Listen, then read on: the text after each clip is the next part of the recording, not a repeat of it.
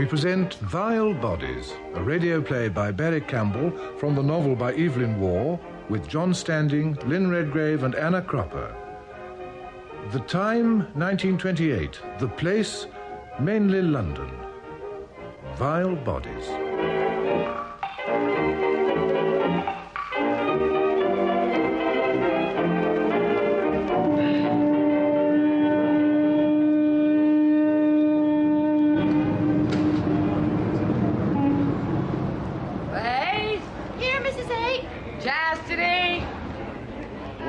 Chastity. Chastity don't feel well. She took ill as soon as we got out of the harbor at Boulogne. That girl's more trouble than she's worth. Chastity doesn't feel well. All the rest here? Humility? Yes, prudence? here. Mercy? Here. Justice? Divine discontent? Creative endeavor's lost her wings, Mrs. Ape. She got talking to a gentleman in the... Oh, there she is. Got him?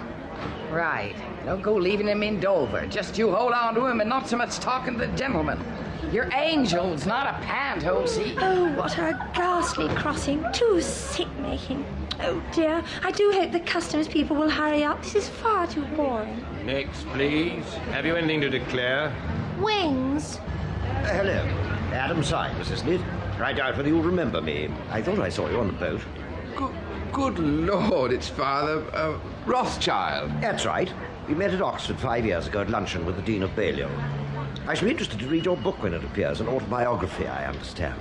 And may I be the first to congratulate you on your engagement. Well, I must go now. We meet at Lady Metroland's on the 12th. By the way, did you see that terrible woman on board, Mrs. Ape, an evangelist, I believe? Well, yes. Goodbye. Next, please. You, sir. Have you anything to declare? I've nothing but some very old clothes and some books. Books, eh? What sort of books, may I ask? Well, look for yourself. Thank you. That's what I mean to do. Books, indeed. I should just about say you had got some books. Dante. Blech. French, eh? Our guessed as much, and pretty dirty, too, I shouldn't wonder. Now, just you wait here while I look up these here books in my list. Particularly against books, the Home Secretary is.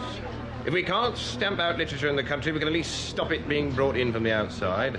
That's what he said the other day in Parliament, and I says, ear, ear. Hello. What's this, may I ask? Oh, that's a book, too. It's one I've just written. It's my memoirs. Well, I'll take that along to the chief. You better come, too, this way. Oh, but I've got a train to catch. There's worse things than missing trains. If you'll just wait in here a moment, sir. Yes, but I must... Thank you, sir. Shan't keep you a moment. This way, please, miss. Really, this is absolutely intolerable. Intolerable. Just wait until I get to London. I shall read every newspaper I can think of. I Take care, please, miss. Oh, now, you're not attached to me. Really, I won't. Please be reasonable, miss. I must search. It's my job. Oh, don't you dare! Sorry to keep you waiting, sir. This is my chief. How do you do? Now, look here. Do you realize it... Crumbs. I hope you haven't been worried by the noise across the corridor. Why, only the other day Right, then, what's all this about books? Let's have a look. Got the list there? And close that door. Yes, sir. Right, then, we'll go through the list of banned literature. Ready? Aristotle Works. Illustrated. Aretino. Not in... And now, what's all this in your handwriting now? Memoirs. Oh, I'm awfully sorry. I seem to have chosen the wrong door. Adam, darling, I never saw you on the boat. Agatha Runcible. Good Lord, what a surprise. Oh, my dear, I can't tell you the things that have been happening to me in there. The way they looked. Too shaming. Positively surgical, my dear. As soon as I get to London, I shall ring up every cabinet minister and all the newspapers and give them all the most shy-making details. Excuse me. Oh, yes, of course. Can I have my books now? Well, see here, you can take these books on architecture and the dictionary. But this book on economics comes under subversive propaganda. And this here Purgatorio don't look right to me. So that stays behind pending inquiries. But as for this autobiography, That's just downright dirt, and we burns that straight away. My dear. I know dirt when I sees it, or I shouldn't be where I am today. Do you realise my whole livelihood depends on this book? And my livelihood depends on stopping works like this coming into the country. But look here... Adam, Angel, don't fuss, or we shall miss the train, and then we shall never be in London in time for Archie Schwett's party. Yes, but it's... Oh, do come along, Adam.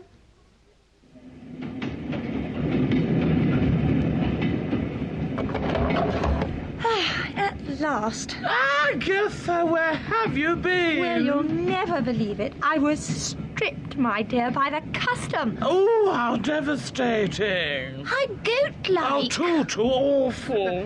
Who is this Archie Schwert? Oh, it's someone new, the most bogus man. Miles discovered him, and since then he's been climbing and climbing, my dear, until he hardly knows us. He's rather sweet, really, and you're too terribly common, poor darling. He lives at the Ritz, and I think that's rather grand, don't you? Is he giving his party there? My dear, of course not. It's at Edward Throbbing's house. He's Miles's brother, you know, and he's frightfully dim and political. He's gone away, so we've all gone to live there. You'd better come too. Well, I rather thought I'd go to Shepherd's Hotel, and I must see my publishers about my manuscript. Well, Adam, how are you? This is nice. Sit down. Where are you staying? At Shepherd's Hotel, Lottie Crump. Oh, well, that's always fun. I've been trying to get an autobiography out of Lottie for 10 years. And that reminds me, you're bringing us your manuscript, aren't you? I hope you're not going to say it's not finished. The date on the contract, you know. Oh, it's finished, all right. Burnt. By the customs. Burnt? What an awful thing. Oh, it's all very difficult, you know. You have had an advance already, haven't you? £50, wasn't it? Well, I mean, would it be convenient and all that to repay the advance? Not only inconvenient, but impossible. Oh, just awkward. Look, I think I can see a way out. We'll have a new contract. Forget all about the advance. Oh, but my dear fellow, don't thank me. We'll just give you our standard first novel contract. Now, just sign here. Oh. May I see the terms? Well, of course, my dear fellow. They look a bit hard at first, I know, but it's our usual form. It's very simple. No royalty on the first 2,000, then a royalty of 2.5%, rising to 5% at 10,000. We retain serial, cinema, dramatic, American, colonial, and translators' rights, of course, and an option on your next 12 books on the same terms. Now, don't you bother any more about the advance. I understand perfectly. Oh, I see. But 12 books...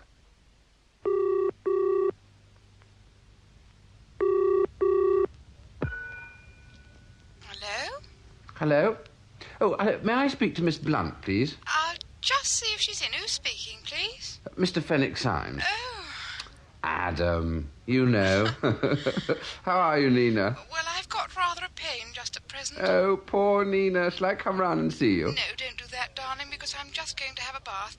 Why don't we dine together? Well, I asked Agatha Runcible to dinner. Why? She just had all her clothes taken off by some sailors. Yes, I know. It's in all the evening papers. Well, I tell you what.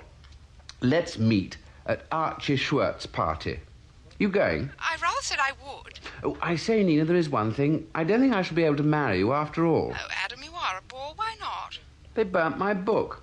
Beasts. Who did? I'll tell you about it tonight. Yes, do. Goodbye, darling. Goodbye, my sweet. If I catch you powdering your nose again, my Italian queen, Hello, Lottie. Well, you're a stranger. Come along in. We were just thinking about having a little drink. You'll find lots of your friends here. You all know Lord Thingamy, don't you? Mr. Symes. Yes, dear, that's what I said. Bless you, I knew you before you were born. Now, let me introduce you. Mr. What's his name? You remember him, don't you? And over there in the corner, that's the Major. And there's the King of Ruritania. Well, what about a little drink? Here, you over there. Your Honour. Judge. What's your name? How about a drink for the gentleman? I shall esteem it a great honour if His Majesty and yourself, Mrs. Crump, and these other good gentlemen... That's the way. Hi there, where's my fairy prince? Come in here, Nancy, and put away the beauty cream. Yes, madam. Champagne, madam. Who do you think we've got dining upstairs tonight?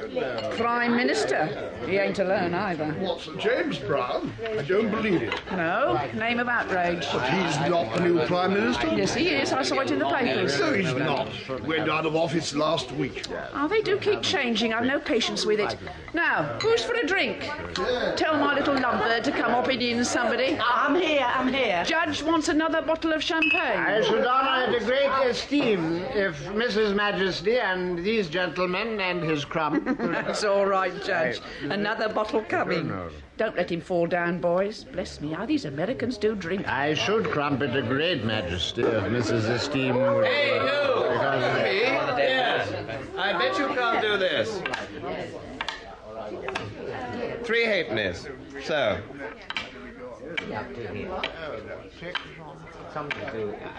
There.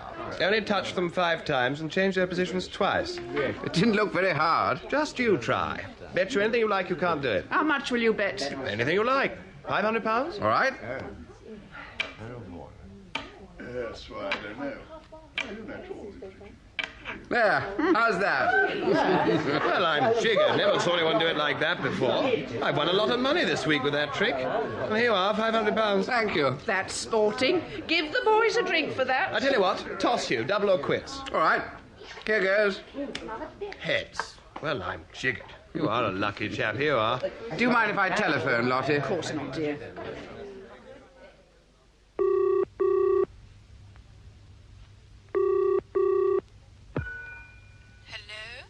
Is that Nina? Adam, dear, you're tight already. How do you know? I can hear it. What is it? I'm just going out to dinner. Well, I just rang up to say it's all right about our getting married. I've got £1,000.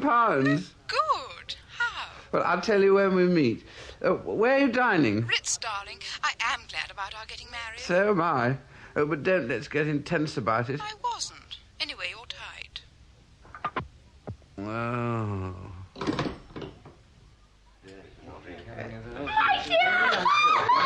Who's that tart dressed as an Hottentots? That's not a tart. That's Agatha Runcible. We're going on to Arthur Schwert's fancy dress party. Looks like a tart in that grass skirt. How do you do, my dear? So you're Agatha Runcible. How do you do? Come in, come in. We were just thinking of having a little drink. You know everyone here, of course, don't you? Well, I can't say that I know them all, but... Yes, dear. Now, let me introduce you. Mr. What's his name? You remember him. And over there in the corner, that's the Major. Oh. And that's an American. Oh. And that's the King with the beard. Not King. No, dear, the King of Ruritania. Oh. You didn't mind my taking you for a tart, did you, dear? You look so like one, got up like that. Of course, I can see you aren't now. My dear, if you'd seen me this afternoon... Agatha, what would you do if you suddenly got £1,000? I'd put it on a horse. What horse? Well, I can tell you a likely outsider for the November handicap. A horse named Indian Runner. Now, if you were to put £1,000 on him to win, and he won, you'd be rich, wouldn't you? Yes, I would. How marvellous.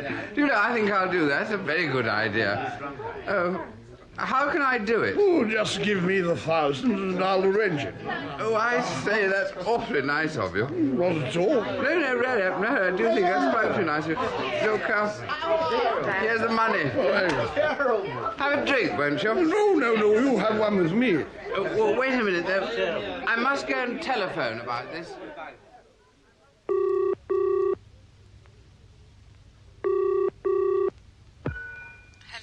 Oh, hello, Nina. Darling, you do telephone a lot, don't you? Nina, I've got something important to say. Yes, darling.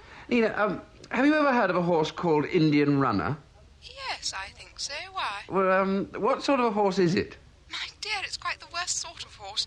Mary Mouse's mother owns it. Not a good horse? No. Not likely to win the November handicap, I mean. Quite sure not. Oh, I say, Nina, do you know... Oh, I don't think we shall be able to get married after all. Why not, my sweet? Well, you see, I've put my £1,000 on Indian Runner. I gave it to a major. He offered to place the bet for me. What sort of major? Oh, rather a drunk one. I don't know his name. Well, I should try and catch him. I must go and eat now. Goodbye.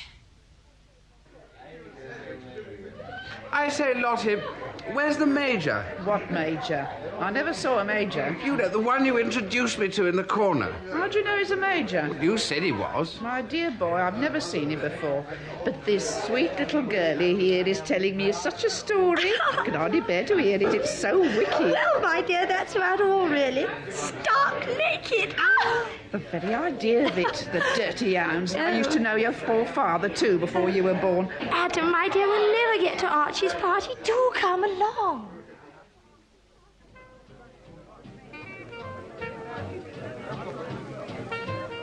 Hello, Balkan. Vanbrugh.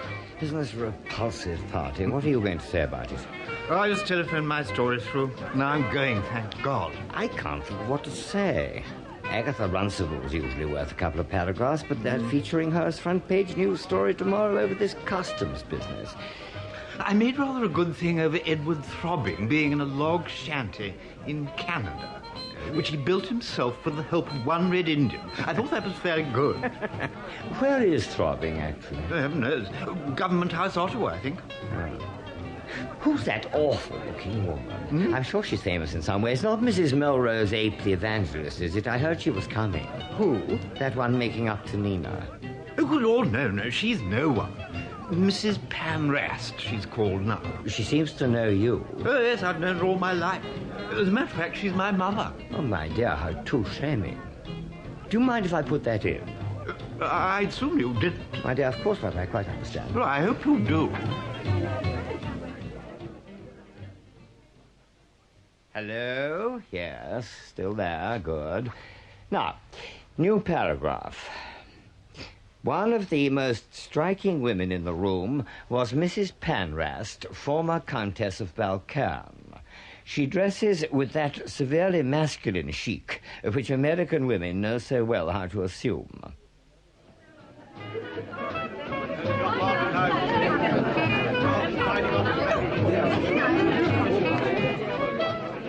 My dears, I've just heard that there's to be an independent Labour Party, and I'm furious. I've not even been invited.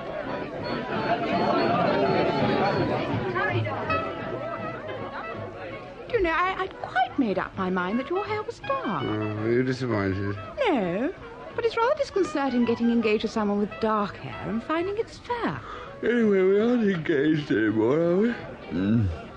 Or are we? I'm not sure that we're not. How much money have you, Adam? Literally none, my dear. Of course, you know, Adam, don't fall asleep. There's always Papa. I believe he's really much richer than he looks. He might give us some money until your books start paying. You know, if I wrote a book a month, I should be free of that contract in a year. I hadn't thought of that before. I don't see at all why I shouldn't.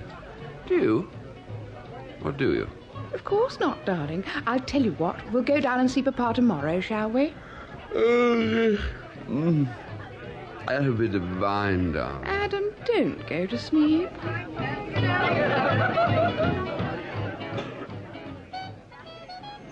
Now, where are we all going? Yes, where are we going? Let's go to Lottie Crump's and have a drink. What a delicious idea. That would be fun, Adam. Oh, clever. You always eat the right things at the right moment. Now, down the street. How you very confidentially, ain't she sweet? Oh, ain't she nice? Look around there once or twice.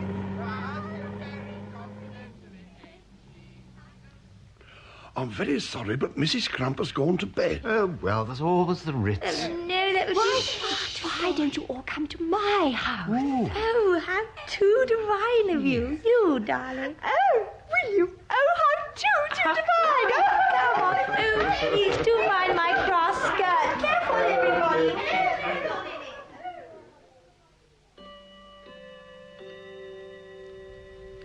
Now, Jane, do try to remember to talk to your father at breakfast.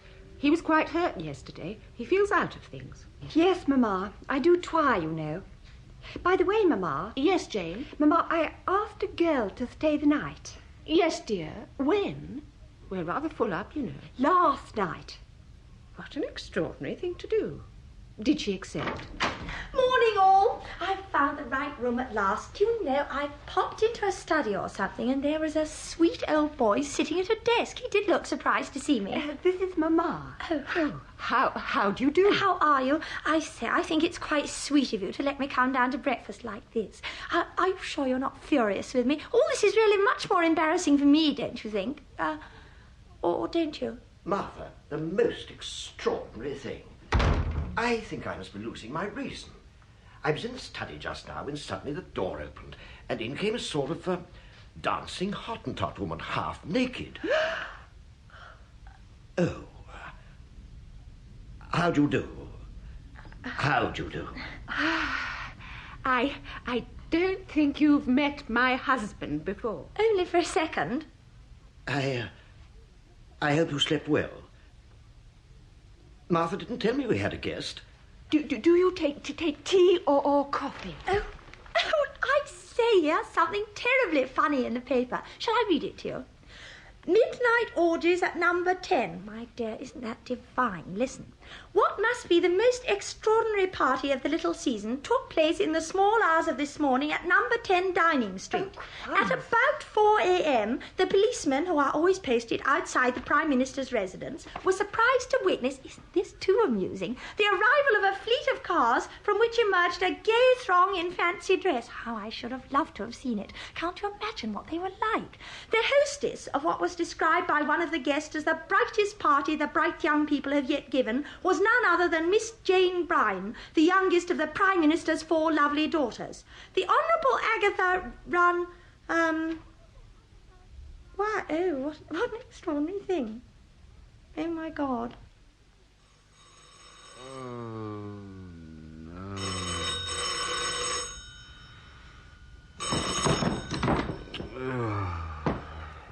Hello, is that you, Adam? Is that Nina? How are you, my darling? Oh, Nina. Poor sweet. Oh, I feel like that too. Listen, Angel, you haven't forgotten that you're going to see my papa today, have you? Or have you? Do you know where he lives? Oh, you're coming too. Well, no, I don't think I will, if you don't mind. I've got rather a pain. Oh, what am I going to say? Darling, don't be tiresome. You know perfectly well. Just ask him for some money. Well, will he like that? Yes, darling, of course he will. Why will you go on? I've got to get up now. Goodbye. Nina, where does your papa live? Oh, didn't I tell you? It's a house called Doubting Hall, and it's falling down, really. You go to Aylesbury by train and then take a taxi. They're the most expensive taxis in the world, too. Have you got any money? About 7 shillings. My dear, that's not enough. Oh, but I wish you'd come, Nina. If I go alone, I'll get into such a... Oh, Lord.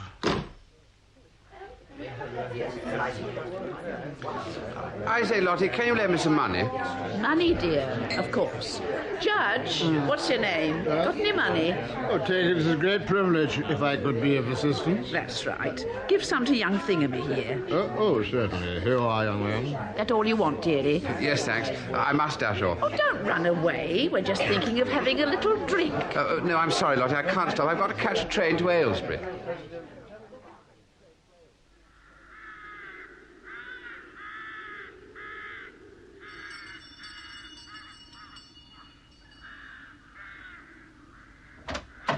Don't ring twice. What do you want? Oh, is Mr. Blunt in? There's no Mr. Blunt here. This is Colonel Blunt's house. I'm sorry. But I think the Colonel is expecting me to lunch. Nonsense. I'm Colonel Blunt. Have you come about the vacuum cleaner? No. Funny, I've been expecting a man all morning to show me a vacuum cleaner. Come in. Won't you stay to luncheon? Oh, I should love to. Splendid. I get very little company these days. Put your hat and coat here. I hope you haven't got wet. I'm sorry you didn't bring the vacuum cleaner. Never mind. How are you? Oh, I'd quite forgotten. I'm afraid you think me very discourteous, but it is after all impossible for me to ask you to luncheon. I have a guest coming on intimate family business. To tell you the truth, it's some young rascal who wants to marry my daughter. I must see him alone to discuss settlements. Had a telegram only this morning. Well, I want to marry your daughter, too. What an extraordinary coincidence. Are you sure you do? Well, perhaps the telegram may be about me. What does it say? Yeah, just a minute. Yes, here it is. It says, Engaged to marry Adam Symes. Expect him luncheon, Nina. Are you Adam Symes? Yes. My dear boy, why didn't you say so instead of going on about vacuum cleaner? How are you? Now, if you don't mind, we'll keep our business until after luncheon. I'm afraid everything's looking very bare here at present. You must come down and see the gardens in the summer. How long are you staying? Well, I promised Nina I'd be back tonight. That's a pity. They changed the film at the Electra Palace today. We might have gone. Yes, what is it, Mrs. Florin? Luncheon is served, sir. Yes, thank you. Mrs. Florin, what is on at the Electra Palace? Do you know? Greta Garbo in Venetian Kisses, I think, sir. I don't think I like Greta Garbo. I've tried to, but I just don't. Anyway, luncheon. Come along. If you don't mind, I prefer not to talk at meals. For what we've just received, may the Lord make us truly grateful. Well, I don't know about you, but I'm going to have a little nap.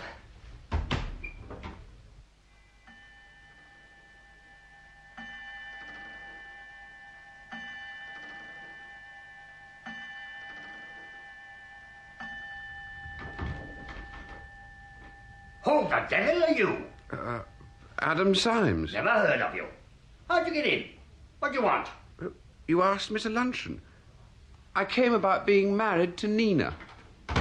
My dear boy, of course, how absurd of me. How are you? So, you're the young man who's engaged to Nina. Now, what in the world do you want to get married for? I shouldn't, you know. Really, I shouldn't. Are you rich? No. Not at present, I'm afraid. That's rather what I wanted to talk to you about. How much money have you got? Well, sir, actually, at the moment, I haven't got any at all. When did you last have any? I had £1,000 last night, but I gave it all to a drunken major. Why did you do that? Well, I hoped he'd put it on Indian Runner for me in the November Handicap. Never heard of those. When will you next have some money? When I've written some books. How many books? 12. How much will you have then? Well, probably £50 advance on my 13th book. And how long will it take you to write 13 books? About a year. How long will it take most people? About 20 years. Of course, put like that, I do see it looks rather hopeless, but, well, you see, Nina and I hope that you, that is perhaps that, well, for the next year, until I get my 12 books written, that you might help us. How could I help you? I've never written a book in my life. No, we thought you might give us some money. Yeah, but I think it's an admirable idea. I don't see any reason at all why I shouldn't. How much do you want? Oh, that's terribly good of you, sir. Well, you know, just enough to live on quietly for a bit. I hardly know. Well, would £1,000 be of any help? What did you say your name was? Adam Symes. Yeah, well, yeah. S-Y-M-E-S. There you are. There's a cheque for you. Now, don't go giving that away to a drunk major. Really, sir? I don't know how to thank you. Not another word. We'll send Mrs. Florin across to the rectory, make the rector drive you to the station. It's useful having a neighbour with a motor car. They charge 5p on the buses from here to Aylesbury. Robbers, eh? Huh? Here is the news. The government fell this afternoon after being defeated on a motion arising from the answer to a question about the treatment of the Honourable Miss Agatha Runcible by Customs House officers. It was greatly held in parliamentary circles that the deciding factor in this reverse was the revolt of the Liberals and the Nonconformist members at the revelations of the life led at number 10 Downing Street during Sir James Brown's tenancy. Dum dum dum bum ba doo doo doo doo doo doo doo bum bum bum bum do do do do do do do do do do do. Yes, sir? Oh, good evening. My name is Fenwick Symes. Will you please tell Miss Blunt that I've called for her? I won't go up. Certainly, sir. Come in. If you'll just wait here. A-do-do-do-do-do-do-do, bing, bang. Darling, why did you come up? It's so Rue Morgue is longing to see you. No, I'm sorry, Nina. I couldn't face the party. I was so excited. Why? What's happened? Everything. I'll tell you in the car. Car? Yes, it'll be here in a minute. We're going down to the country for dinner. I can't tell you how clever I've been. What have you done, darling? And do stop dancing about. No, I can't stop. You've no idea how clever I am. Adam, are you tight again? Adam, I will be told. Here, look. What do you think of that? My dear, £1,000. Did Papa give you that? No, I earned it. Oh, you should have seen the lunch I ate. I'm going to be married tomorrow. Oh, Nina. Would Margot hate it if I sang in her hall? She'd simply loathe it, darling, and so should I. I'm going to take care of that cheque. You remember what happened the last time you were given £1,000? That's what your papa said. Did you tell him about that? I told him everything, and he gave me £1,000. Poor Adam. Why do you say that? I don't know. Nina, why do you say poor Adam? Did I? Oh, I don't know. Oh, I do adore you so. I'm going to be married tomorrow. Are you? Yes, I expect so, dear. Now, where on earth are we going? Arundel. My dear.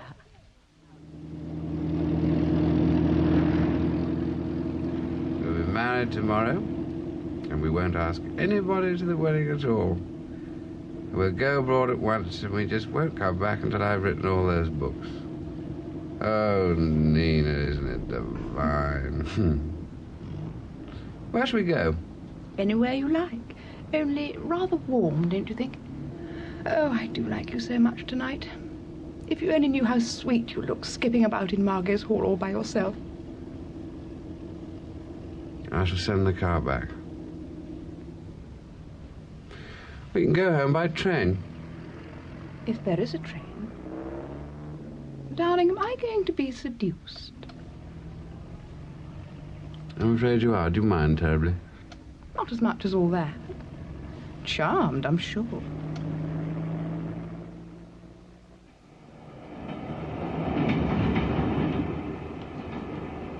By the way, Nina, you said last night that you'd something terribly important to tell me. Well, it's about that cheque. I'm afraid it won't help us as much as you thought. But, darling, it's £1,000, isn't it? Just look at it, my sweet. I don't see anything wrong with it. Not with the signature? Good Lord. The old idiot signed it Charlie Chaplin. That's what I mean, darling. When I'm damned, this really is a bore. I say, Nina, we shan't be able to get married after all. No, I'm afraid not. What are you doing today? Oh, I don't know. What are you? I'm lunching with Balkan. Why? Oh, I don't know. He asked me to.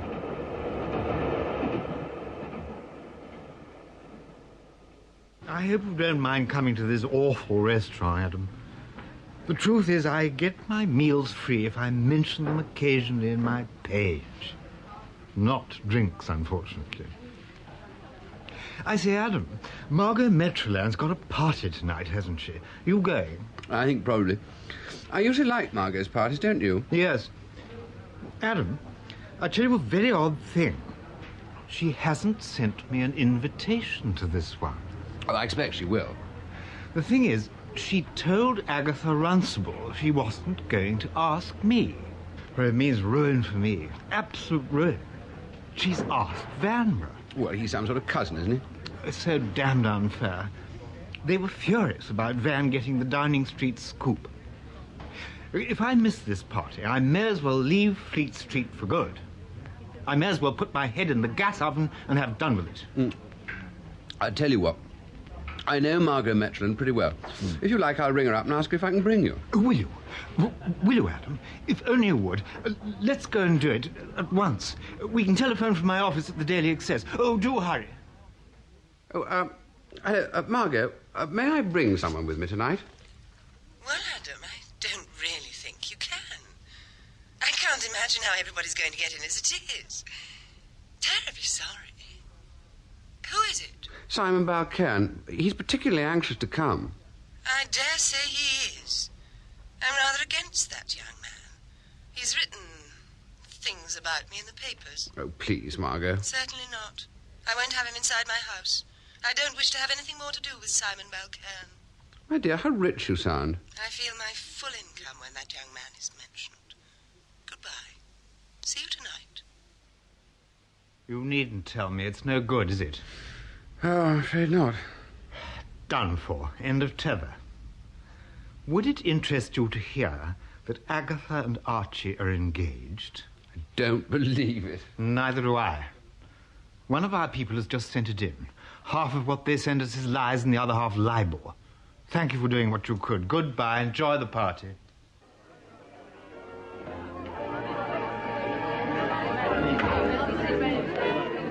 Hello, Nina. Hello, Adam. My dear, do look at Mary Mouse's new young man. The Maharaja of Puckapore. Well, I call that a pretty pair. Oh, how bored I feel.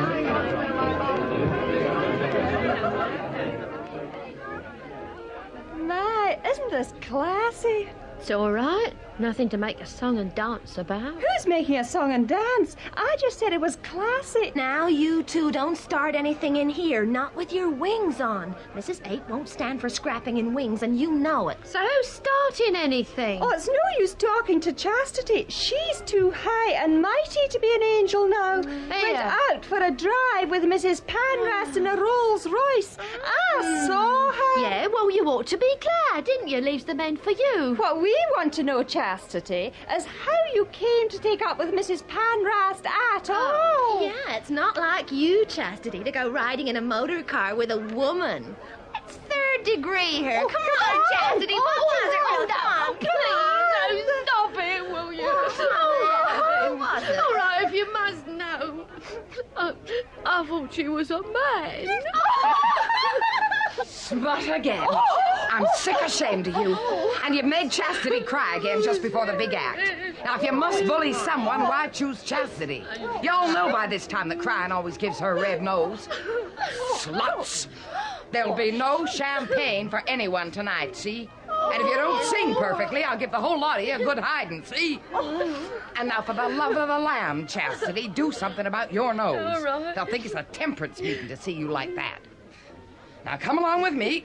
We have to meet our hostess, Lady Metro Lamb. How do you do? Delighted to meet you. How do you do? Lady Metro Lamb, these are my angels. How do you do? I'm so glad you could come. Say how do, girls. How do you do? Now, follow me. You don't look happy, my dear. No.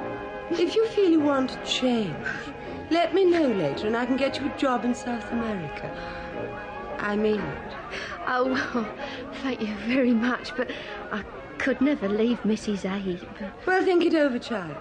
You're far too pretty a gal to waste your time singing hymns.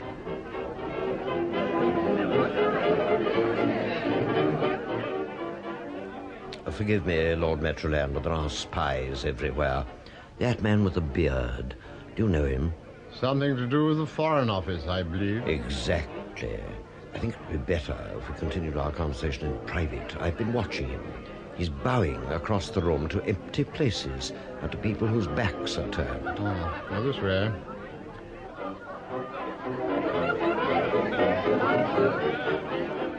It's not as though Margot was so innocent. Oh, so that's Mrs. H. Agatha, dear. I'm sure she's listening. No, dear, of course she can't hear. She looks like a procuress. But perhaps I shouldn't say that here, should I? My lords, ladies, and gentlemen, I have great pleasure in introducing this evening's guest of honor, Mrs. Melrose A.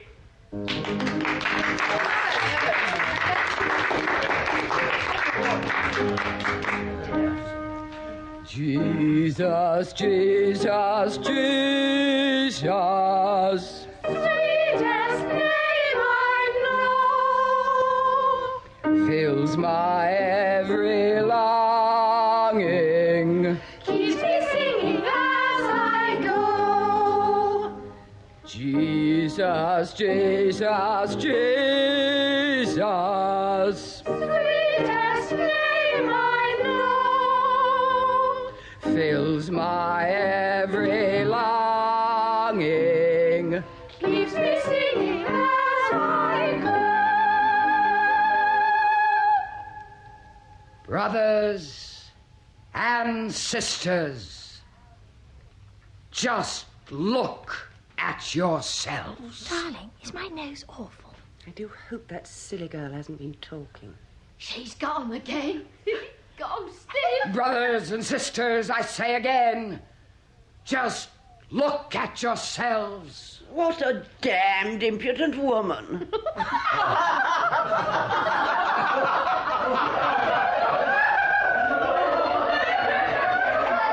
Thank God! I thought for one awful moment she was going to be a success. Stay exactly where you are and take off that beard. Damned if I do.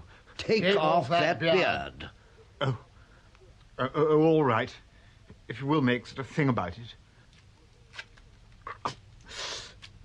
Oh, there. I seem to have overestimated the gravity of the situation. It's only Mr. Chatterbox of the Daily Excess. Lord Balcairn, will you kindly leave my house immediately? Social editor, Balcairn here. got your story? Oh, yes, I've got my story. Only this isn't gossip, it's news. Front page stuff. Oh? Take this down, will you? Hold everything. Little Lord Fauntleroy's onto a good thing at last. Jean, take it down. Right. Go ahead.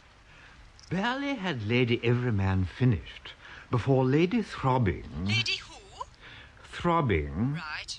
rose to confess her sins, and in a voice broken with emotion disclosed the hitherto unverified details of the parentage of the present Earl. Got that.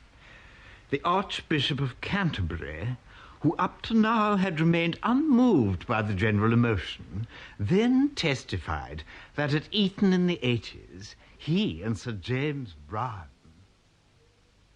Well, that's it. End of story? Yes, end of story. Now we turn on the gas.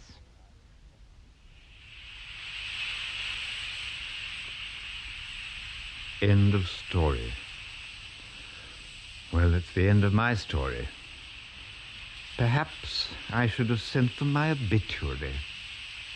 And so the 8th Earl of Balcairn, Knight of the Holy Roman Empire, went to his fathers, who had fallen in many lands, and for many causes, as the eccentricities of British foreign policy and their own wandering nature had directed them.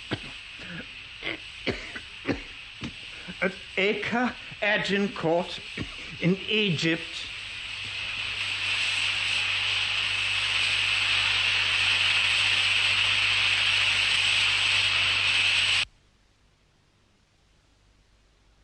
Social column, indeed.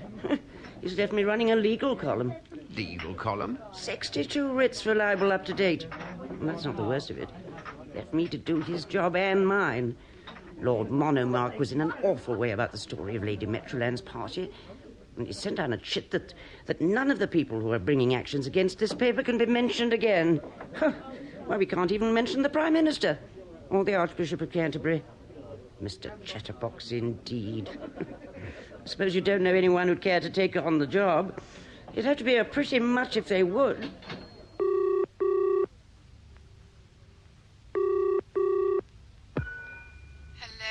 Nina? Hello, Nina? Yes? Nina, I say, I've just become Mr. Chatterbox. Now we can get married. Oh, splendid.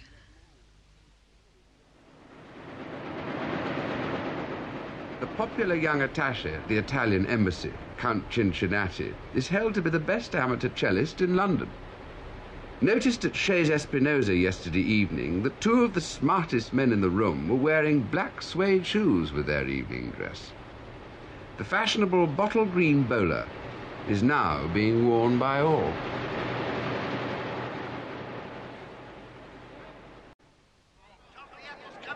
Oh, come on, Indian runner! Oh, come on, you wee beauty! Indian runner is the winner!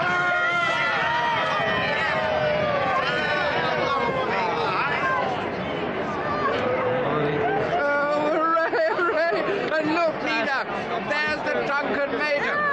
I say. Hey, who the hell are you pushing? Oh, I'm sorry. Have you seen a drunken major anywhere? No, I haven't, and I don't suppose anybody else has either. Oh, damn. Adam, this is Eddie Littlejohn. He's an old friend of mine. We knew each other as children. He's just back from Colombo. How do you do? I say, call me Ginger, won't you? Everyone does. I say, why don't you both come back to London in my bus and we can all have dinner together? What about it? Oh, Adam, do let's. Oh, all right. You know, it was awful luck meeting you two today. I was getting awfully fed up with London. It's so damn slow. Well, you take the other day. Well, I mean to say, I never saw such a place. There were about 3 people dancing. So I said, where's the bar? And they said, bar? And they said they hadn't got a license for what they call alcohol.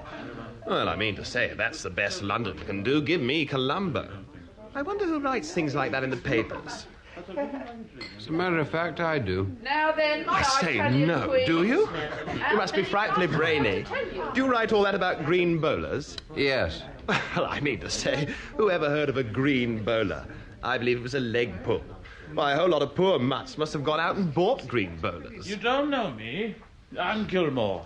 I don't want to start a row in front of the ladies, but when I see a howling cad, I like to tell him so. Why do you spit when you talk? It's a very unfortunate physical disability, and it shows what a howling cad you are to mention it. Ah, same to you, old boy, with knobs on. Adam, let's get married soon. Yes. It's such a bore not being married. I think you ought to go and see Papa again. It's never any good writing. All right, I'll do that. Do you remember last month we arranged for you to go and see him for the first time? Just like this it was, at Archie Schwert's party. Oh, Nina, what a lot of parties. Masked parties, Victorian parties, Wild West parties. Russian parties, circus parties. Parties in flats, in studios and houses and ships and hotels. And windmills and swimming baths. Dull dances in London. You know, all the time I've been out in Ceylon, I've said to myself, as soon as the governor kicks the bucket and I come in for the family doubloons, I'm going to come back to England and have a real old bust.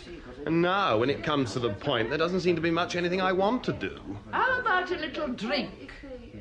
I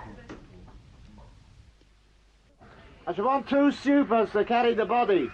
The rest of you are through for the afternoon. Oh, please, Mr. Isaacs, please, may I carry the body? All right, Colonel, if you want to run in and tell the wardrobe to give you a smock and a pitchfork, and hurry up about it or I shan't let you carry the body. Now, someone go and find Miss Latouche. Okay. The trouble about this film is that we haven't got enough capital. But you're here to give us a write-up, aren't you? I'll call Isaacs and let him give you the dope. Isaacs, Daily Excess here. How do you do, Mr. Isaacs? Ah, pleased to meet you. Now, this film, of which you've just witnessed a mere fragment, marks a stepping stone in the development of the British film industry. Oh, hi, I say, Colonel Blunt. Yes, what is it? I'm afraid I've got very little time to spare. To tell you the truth, I'm at work on a scenario of my own. You see, Mr. Isaacs is the principal of the National Academy of Cinematographic Art. He's got a little office in the Edgware Road, and what's more, he's offered me a half share in it for £5,000. Some reason my bank manager's very much against it. I'm afraid you've forgotten me, sir. I came here last month to see you about Nina. About Nina? Yes, I'm Mr. Chatterbox now. Chatterbox? No, my boy, I'm afraid I don't remember you. There's a Canon Chatterbox was up at New College with me. No, Mr. Chatterbox on the Daily Excess. No, my boy, I assure you not. He was ordained just after I went down. He was never on the Daily Excess in his life. Goodbye, my boy, I've enjoyed our talk. Oh, sir, but you don't understand. I want to marry Nina. Well, it's no good coming here. She's somewhere in London. Anyway, I happen to know she's engaged already. There was a young ass of a chap down here about it the other day. Well, goodbye. It's been so nice of you to come. Remember me to Canon Chatterbox. I must look him up next time I come to London. Writing for the papers, indeed, at his age. Well, can't stop now. Nice to have met you. Goodbye. Oh, but I say... Goodbye. I've had enough of this. I'm going back to London. We won't bother any more about Papa. We'll just get married at once. You'll be terribly poor. Oh, we shan't be any poorer than we are now. I think it'd be divine. Besides, we'll be terribly economical. Miles says he's discovered a place where you can get oysters for 3 and 6 a dozen. Talking of Miles, he asked me to go to the motor races with him. Agatha's going as well. Do you want to come? No, I don't think so, darling. Oh, by the way, how did the gossip page go? Did you manage to fill it all right? My dear, I think I did rather well. I said I saw Count Cincinnati going into Espinosa's in a green bowler. Things like that. You said that, but... Neither did you. Yeah. Wasn't it a good thing to say? Oh, God. Angel, is anything wrong? Miles Malpractice has just been appointed Mr. Chatterbox. Oh. Now we can't get married.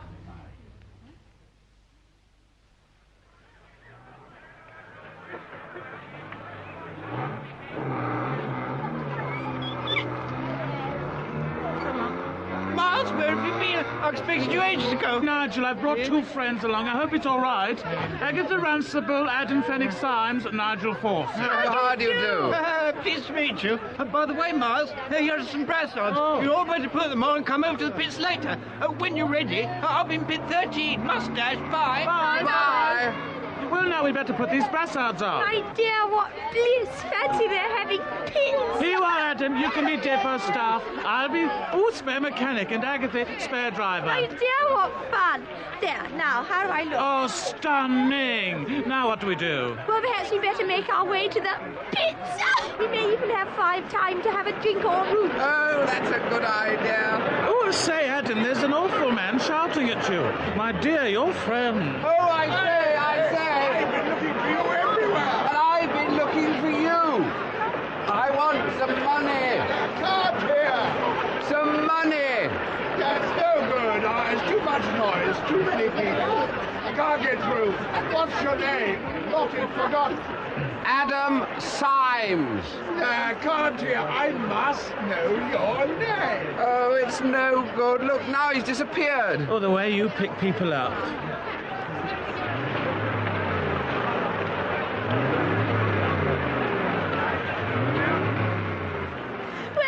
The pits at last. And Miles, look, there's Nigel waving. Here we are. Pit 13. No smoking in the pits, please. I'm sorry, I didn't know. Now listen, Miles. You're in charge of the depot. Do you think I've got all the signals clear? The race may depend on it, you know. What does it mean if I wave the blue flag? It means you want me to stop. Oh. Will you kindly leave the pits if you wish to smoke? What a damned rude man. Let's all go and get a drink in that divine little refreshment tent. Come on. Here we are, home from home, darlings. All drivers and mechanics on the other side of the track, please. Quick, we could miss the start. Still, a drink would be nice. 3 large whiskies, please. Right away, sir. What a pig that man was. Even if we weren't supposed to smoke, he might at least have asked us politely.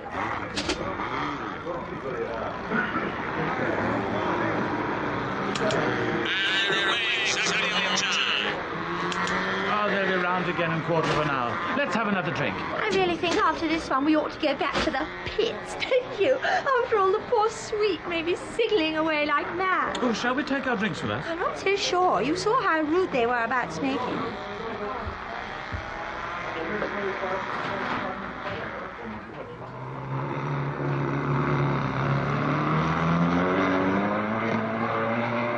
Here they come again. Look, it's number 13! And there's that Italian devil just beside him. Come on, 13! Come on!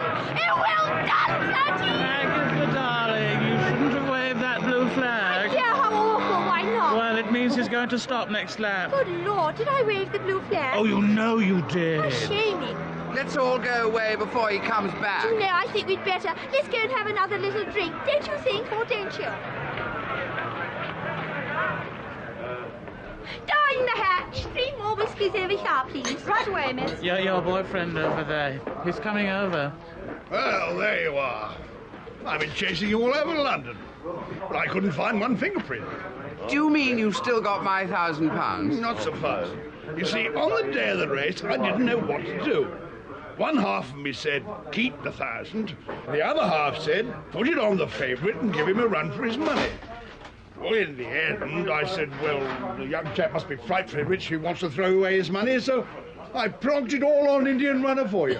You mean? I mean, I've got 35 thou waiting until you condescend to collect it. Good Heavens! Here, have a drink, won't you? Oh, that's a thing I never refuse. Miles, lend me some money until I can collect this fortune. How much? Oh, enough to buy 5 bottles of champagne. My dear, I say, barmaid, 5 bottles of champagne, please. Here, over here. Will Pit 13 officials please report to the pit as soon as possible? Pit 13 officials, report at once to the pit, please. Ah, there we are. Look here, old boy. I'm in rather a hole.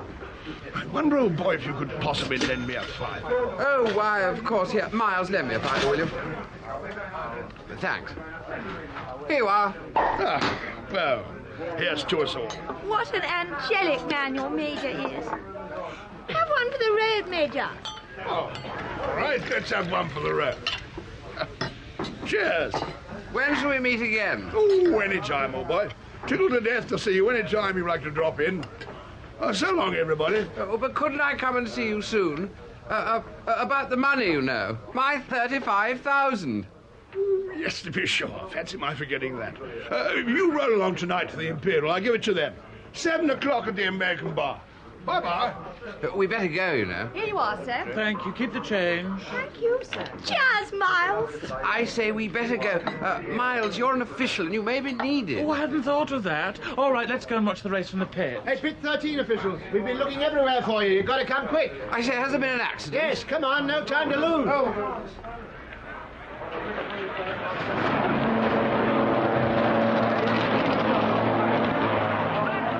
What's happened here? Driver's just been murdered. Spanner under the railway bridge. Well, you're going to scratch. Who's the spare driver? I'm spare driver. It's on my arm. She's the spare driver. Look, it's on her arm. Well, do you want to scratch? Oh, don't you scratch, Agatha. No, I don't want to scratch. All right, what's your name? I'm the spare driver. It's on my arm. I can see it is. All right, start off as soon as you like. It's on my arm. I say, Agatha, are you sure you're all right? Agatha, it's on my arm. I mean, are you quite certain it's absolutely safe? Absolutely safe. Not if they throw spanners. Just, you see, coming to. I'll stay and wave the flag. That's all right. Well, goodbye. Goodness, how stiff scary.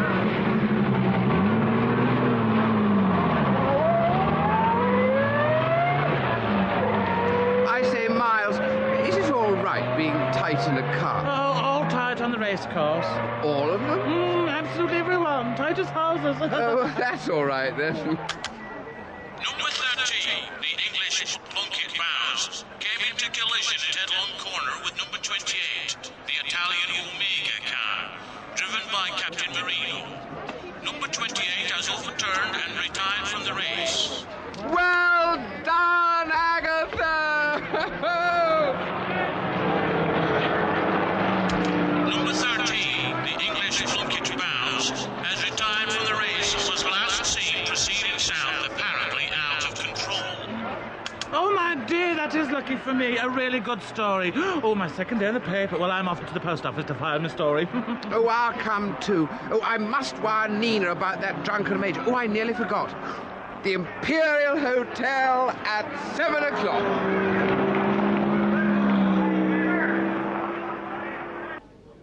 I say, have you seen a drunken major anywhere? I should think not, indeed. They shouldn't save him if he did come in, the very idea. Oh, well, I mean, perhaps he's not drunk now. He's a stout, red-faced man with a single eyeglass and a turned-up moustache. Oh, him. Don't bring him in here again. Going on something awful, he was. I was glad to see that... Oh, here he is again. Hi! Hi! Cheerio! I say, what about my £35,000? Well, what about the... You said you'd give me a cheque this evening, do you remember? That's another matter. I told someone I'd give him a cheque, but how am I to know it was you? I suppose you were just a crook dressed up? Oh, I don't say you are, man, but supposing. Where would I be then? You have to look at both sides of a case like this. Oh, God, look, I'm meeting a friend here who'll swear I'm Adam Symes. Might be a gang. I'll tell you what. I'll sleep on it. Just 40 winks in the old chair. I'll let you know my decision when I wake up. Oh, don't think me suspicious, old boy. It's other chaps' money, you know. Oh. Oh, wake up! Oh, damn. Adam, over here. Oh, my dear, I've been looking all over for you. Any news of Agatha? Oh, well, they found car 13 smashed into a market cross in a village miles away. No sign of Agatha, though. I suppose we really ought to do something about it. Well, I can't leave my major. He'll probably wake up soon and give the money to the first person he sees. Well, let's go and shake him till he gives us the money. Hmm? Now, where is he? Why, he's here in this chair. Oh, God, he's gone. Oh.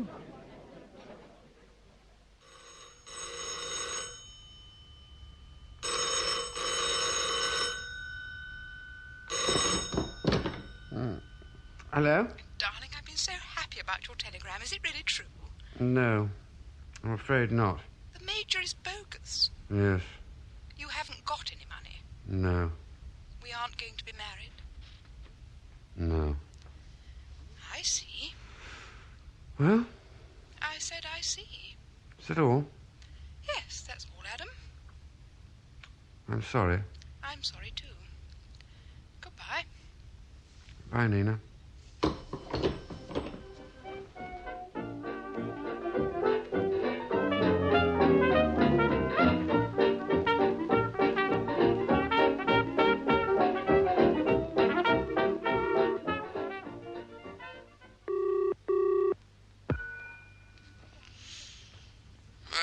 Darling, is that you? I've got something rather awful to tell you. You'll be furious. Well? I'm engaged to be married. Who to? I hardly think I can tell you. Who? Adam, you won't be beastly about it, will you? Who is it? Ginger Littlejohn. You know Ginger.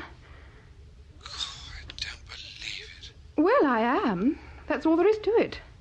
You're gonna marry Ginger? Yes. Oh, I see. Well? I said I see. Is that all? Yes, that's all, Nina. When shall I see you? I don't ever want to see you again. Well, goodbye. Goodbye. Goodbye, Adam. I'm sorry. There's someone to see you, dear. Now remember, you aren't to talk much. Oh, Adam, my dear, how nice. Oh, look, there are some cocktail things in the wardrobe. Do make me a big one. The nurses love them, so it's such a nice nursing home, only all the nurses are starved. And there's a breathtaking young man next door who keeps putting his head in and asking how I am. He fell out of an aeroplane, which is rather grand, don't you think? Yes, I suppose so. How are you feeling, Agatha? Well, rather odd, to tell you the truth. How's Nina? She's engaged to Ginger. Oh, well, my dear, isn't that rather sick-making for you? I'm desperate about it. Adam, did you get that money from the drunk major? No. Do you know, all the time I was dotty, I had the most awful dreams. I thought we were all driving round and round in a motor car, and none of us could stop, and there was an enormous audience composed entirely of gate crashers, all shouting at us at once to go faster, and car after car kept crashing until I was left all alone, and I used to crash and wake up. Agatha? Oh. Adam. Oh, my dear, it's the time I've had trying to get in. First I said I was Agatha's father, and that wasn't any good. Then I said I was one of the doctors, and that wasn't any good. Then I said I was a gossip writer, and they let me in at once. Oh. Well, how are you, Aggie, darling? I've brought some new records. Oh, do let's try them. There's a gramophone under the bed. Nina and a whole lot more people are coming to see you today. Oh, I wonder if they'll get in.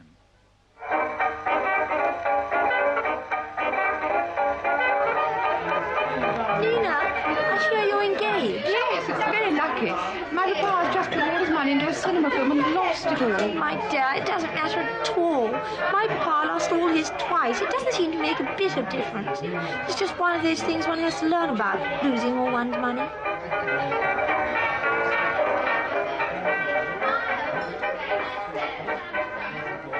Nina, I've been absolutely miserable not seeing you. When we leave, do come and dine with me tonight. My dear, I know exactly what it will mean. Well, why not? You see, Ginger's not like us, really, about that sort of thing. He'd be furious. Well, what about me? Surely I have the first claim. Darling, don't bully. Besides, I used to play with Ginger as a child. His hair was a very pretty colour then. For the last time, Nina. Well, I suppose I must. Oh, you angel. I believe you knew I was going to. Nina, do you ever feel that things simply cannot go on much longer? What do you mean by things? Us? Or everything? Everything. No, I wish I did. I'd give the world for something different. Different from me or different from everything? Different from everything. Only I've got nothing. What's the good of talking? If only you were as rich as Ginger, Adam. Or only half as rich. Or if only you had any money at all. Well, whoever heard of cocktails and a gramophone in a concussion case? Out you go, the whole lot of you. Why, I've known cases die with less. Nina, Miles, come on. Goodbye, Agatha. Goodbye. Darling, how too divine. How are you? How angelic of you all to come. You must be careful not to fall out at the corners. Do try to drive more straight, my sweet. Faster, faster. That's all right, Miss Runcible. Oh. You mustn't get excited. Oh. Sister, run for the ice packs quickly. Yes, friends here. Ah! Faster, faster. I'll stop all right when the time comes. Morning, Lottie. Good morning, dear. And that reminds me, what about my little bill? Oh, yes. Here's the pen. Here's the ink. Here's a blank checkbook. Oh. All right. Yes, no, £78, 16 shillings and twopence. There. That's a dear. Why, look who's turned up, if it isn't Mr. Thingamy. Good morning, Mrs. Crump. Come and sit down and have a glass of wine, dear. Why, I knew you before you were born. Look here, Symes. What I mean to say is, what I'm going to say may sound damned unpleasant, but look here, you know. Nina and I are engaged, and I'm not going to have you butting in, or there'll be hell to pay. Well, what makes you think I'm butting in? Oh, no, look here, Symes. I mean, damn it, you mustn't say things like that. I mean, Nina's a girl who likes nice clothes and things, you know, and all that. I mean, Nina's going to be frightfully hard up. And I mean, you haven't got an awful lot of money, have you? I haven't got any at all. Now, what you've been trying to say all this time is that you're not sure of Nina. Oh, rot, my dear fellow. Absolute bilge. Ginger, tell the truth. What is Nina worth to you? Good Lord. What an extraordinary thing to ask. I'd go through fire and water for that gal. Well, then I'll sell her to you. No. What? Look here. I'll sell my share in her for £100. 100 down, and I leave Nina to you. I think it's cheap. 50. 100. 75. 100. I'm damned if I pay more than 75. I'll take £78, 16 and twopence. All right, I'll pay that. You really will go away? I'll try. Now then, Ginger, have a drink. No, thank you. Here you are. 65, 70, 75, 78, and 16 shillings. And twopence. And twopence. This only shows what an escape Nina had, poor little gal. Goodbye, Ginger. Goodbye, Symes.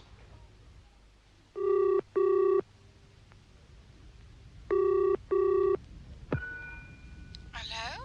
Hello, is that Nina? Who's speaking, please? Mr. Fenwick Symes. Oh, Adam.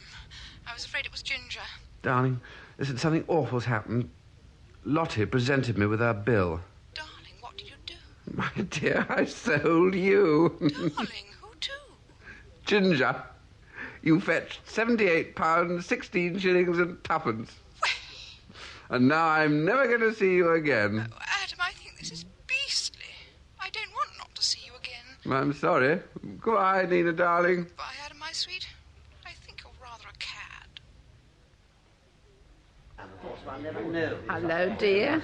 I've just remembered a chap came asking for you yesterday whilst you were with young Thingamy Littlejohn. Not the drunk major. Wasn't drunk yesterday.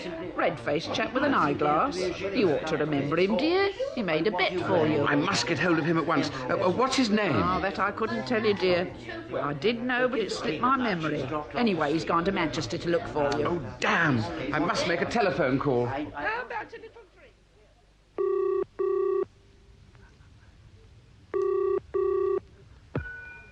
Yes? Oh, Nina, listen. Don't do anything sudden about Ginger. I may be able to buy you back. The drunken major's turned up again. But, darling, it's too late. I'm just packing for my honeymoon. We're going in an aeroplane. Ginger says he knows a top-hole little spot not far from Monty with a very decent 9-hole golf course. Oh, well. Yes, I know. We shall only be away for a few days. We're coming back to spend Christmas with the Pa at Doubting Hall. Perhaps we shall be able to arrange something when we get back. I do hope so. Bye. Goodbye. There, Mrs. Florin. Doesn't that look nice? Welcome home to Doubting Hall. The Colonel's mother made that banner, Ada. It was always hung in the hall when he came home for the holiday. Shall we put some holly in Captain and Mrs. Littlejohn's bedroom? Who ever heard of holly in a bedroom? well, perhaps just a bit of mistletoe over the bed. Ada, you are far too young to think of things like that. Why, like that? We're shouting as the Colonel. Should I light the fires in the big drawing room, sir? Fires? No, why should you? Because of Captain and Mrs. Littlejohn, sir. Huh? Captain and Mrs. Fiddlesticks, never heard of them. Besides, Nina and her husband said they were coming down. I can't have the house turned into an hotel. Captain and Mrs. Littlejohn, sir. Well, Nina, it's a long time since you came to see your old father. Come and sit down, both of you. Well, my boy, I can't say I would have recognized you. Father, how nice to see you. How do you do, sir? Funny, something gave me the idea you'd red hair. Anyway, I'm glad to see you. We don't see many people here now. By the way, I've got a treat for you tonight. The last 2 reels of my cinema film have arrived. We shall go across to the rectory. The rector's got electric light, you know. I told him to expect us. He didn't seem very pleased about it. Said he had to preach 3 sermons tomorrow. Now, that's not the Christmas spirit. Anyway, off you go to your room and get cleaned up after your journey. Oh, Adam, I knew Papa would never recognize you. Look, someone's put mistletoe over our bed. I think you gave Florin a surprise. Poor Ginger. I wonder, are we treating him terribly badly? Darling, the honeymoon was hell. Frightfully cold, and Ginger played golf all day and made friends with all the other English people in the hotel. Too spirit-crushing, as poor Agatha used to say. Oh, did I tell you? I went to Agatha's funeral. There was practically no one there. What about Miles? He's had to leave the country. You know, there seems to be none of us left now, except you and me. And Ginger. Yes, Ginger. Well, Rector, I must say it's very decent of you to ask us over like this. Not at all, Colonel. Indeed, I'm very much looking forward to seeing your, film. That's the spirit.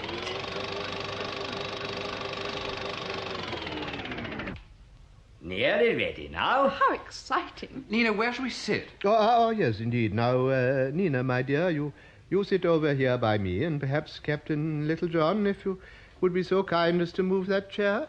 Colonel Blunt? Oh, don't worry about me. I shall be working the machine. Oh, yes, of course. Oh! Damn the thing. I got a nasty electric shock. Never mind. Settle down, everyone. Lights out. Ready. Action. It's going backwards. Hello, something wrong there. I must have forgotten to rewind it. No, got it. There we are. The Wonder Film Company of Great Britain presents Appel à Douche in A Brand from the Burning, a film based on the life of John Wesley.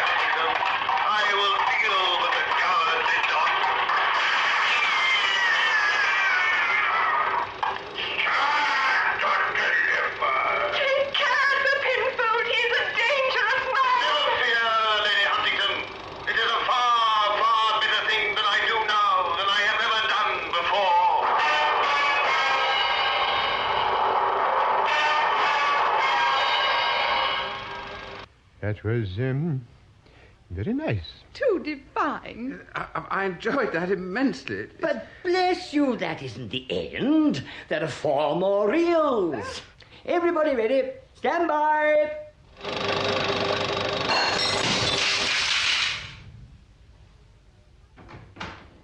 If you please, sir, the lights have gone out all over the house. Christmas at Doubting Hall. What could be nicer? You know, I'm very glad that Nina has married you, my boy. I liked you the moment I saw you. I hope we'll spend many more Christmases together. I hope so too, sir. I'm sure of it, my boy. She very nearly made several mistakes, you know. There was an ass of a fellow here the other day, a journalist. Awful silly fella. He told me that my friend Canon Chatterbox was working on his paper. Have some port. No, thanks, sir. Then there was another chap came, selling vacuum cleaners. But you're different. Oh, hello, Nina. Just listen to the carols. Yes, grand, aren't they? By the way, tell me, did you really like what you saw of my film? It was the most divine film I ever saw. I don't think the rector enjoyed it. He seemed quite put out. And fancy not bringing us home. You know, that taxi had to come 7 miles to take us a few hundred yards. No wonder he finds it difficult to fill his church if that's his idea of Christian fellowship. Oh, Colonel Blunt. Oh, come in, Rector. Good of you to come over. A happy Christmas. Colonel, I have very terrible news. I had to come over and tell you. Nothing wrong at the rectory, I hope. Worse, far worse. The most terrible and unexpected thing. War has been declared.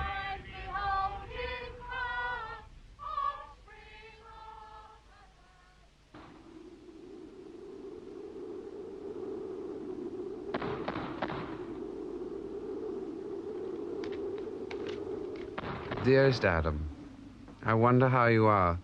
Van has got a divine job making up all the war news, and he invented a lovely story about you the other day. How you'd saved hundreds of people's lives, and there's what they call popular agitation saying why you haven't got the VC. So probably you will have by now. Ginger and I are well. Ginger has a job in an office in Whitehall and wears a very grand sort of uniform. And, my dear, I'm going to have a baby. Isn't it too awful? Doubting Hall is a hospital.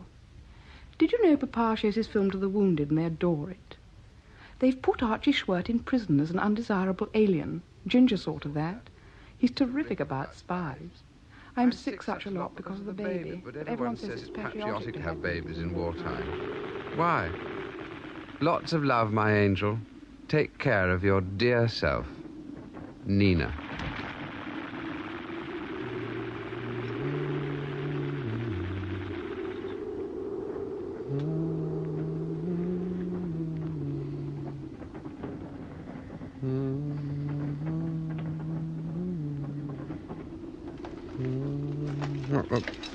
Who goes there? Oh, where the devil's my leprosy bomb? Who goes there? Oh, I'm sorry, sir. Well, you're English, are you? My word! You're the drunken major. I'm not drunk, damn you, sir. What's more, I'm a general. Well, who are you? I'm Adam Symes. Good Lord. What the deuce are you doing here? Well, I've lost my platoon. Lost your platoon? I've lost my whole bloody division. Is the battle over, sir? Oh, I don't know. I can't see a thing. Funny meeting you. I owe you some money. £35,000. 35,005. Well, I'll give it to you now if you like. But the pound's not worth much nowadays, is it? Still, may as well give you a cheque. Buy you a couple of drinks and a newspaper. Oh, talking of drinks, I have a case of bubbly in the car. Come on.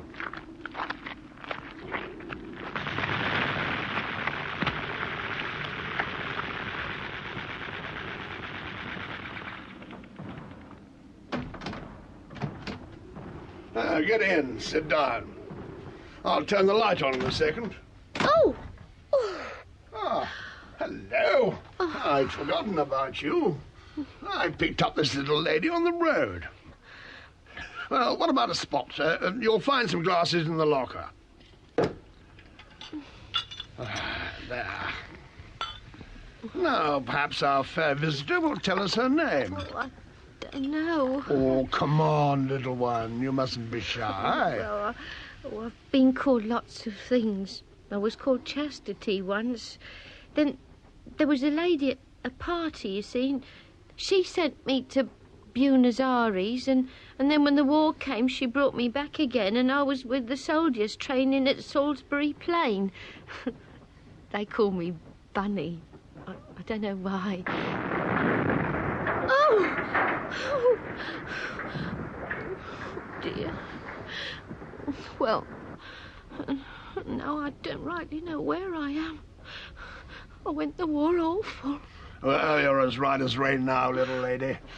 Better than this chap. Look, he's gone to sleep. Now, let's see you smile and look happy. Oh. You mustn't sit there scowling, you know. You're far too pretty a mouth for that. Oh. Let me take off this heavy coat and wrap it round your knees. Oh. There, now. Isn't that better? Now, cozier now, eh? Oh, yes. I say, what a lot of medals you've got.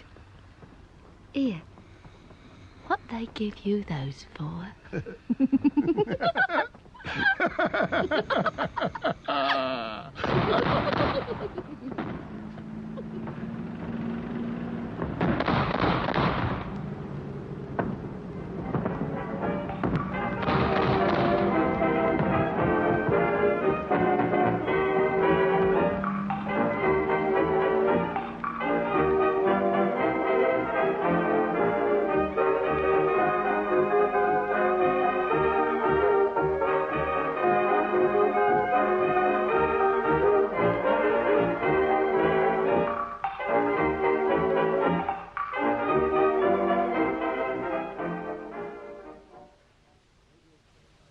That was Vile Bodies, a radio play by Barry Campbell from the novel by Evelyn Waugh. John Standing was Adam, Lynn Redgrave Agatha, and Anna Cropper Nina. Lottie was Julia Lang, Mrs. Ape Margaret Robertson, the Drunken Major Alan Lawrence, Lord Balcairn Ian Lubbock, Colonel Blunt Anthony Jacobs, Social Editress Griselda Harvey, Ginger Littlejohn, Sean Arnold, Mrs. Florin, Lynn Carson, Ben Fleet, a publisher, Leo Maguire, Matron, Diana Robson, Customs Chief and Judge, Malcolm Hayes, Mr. Brown, the Prime Minister, Gerald Cross, Mrs. Brown, Pauline Wynne, Miles Malpractice, Richard Griffiths, Margot Metroland, Carol Boyer, Faith, Patricia Gallimore, and Chastity, Elizabeth Morgan. Angels, customs officials, bright young things, revellers, racegoers, maids, and film men by members of the cast. Vile Bodies was produced by R.D. Smith.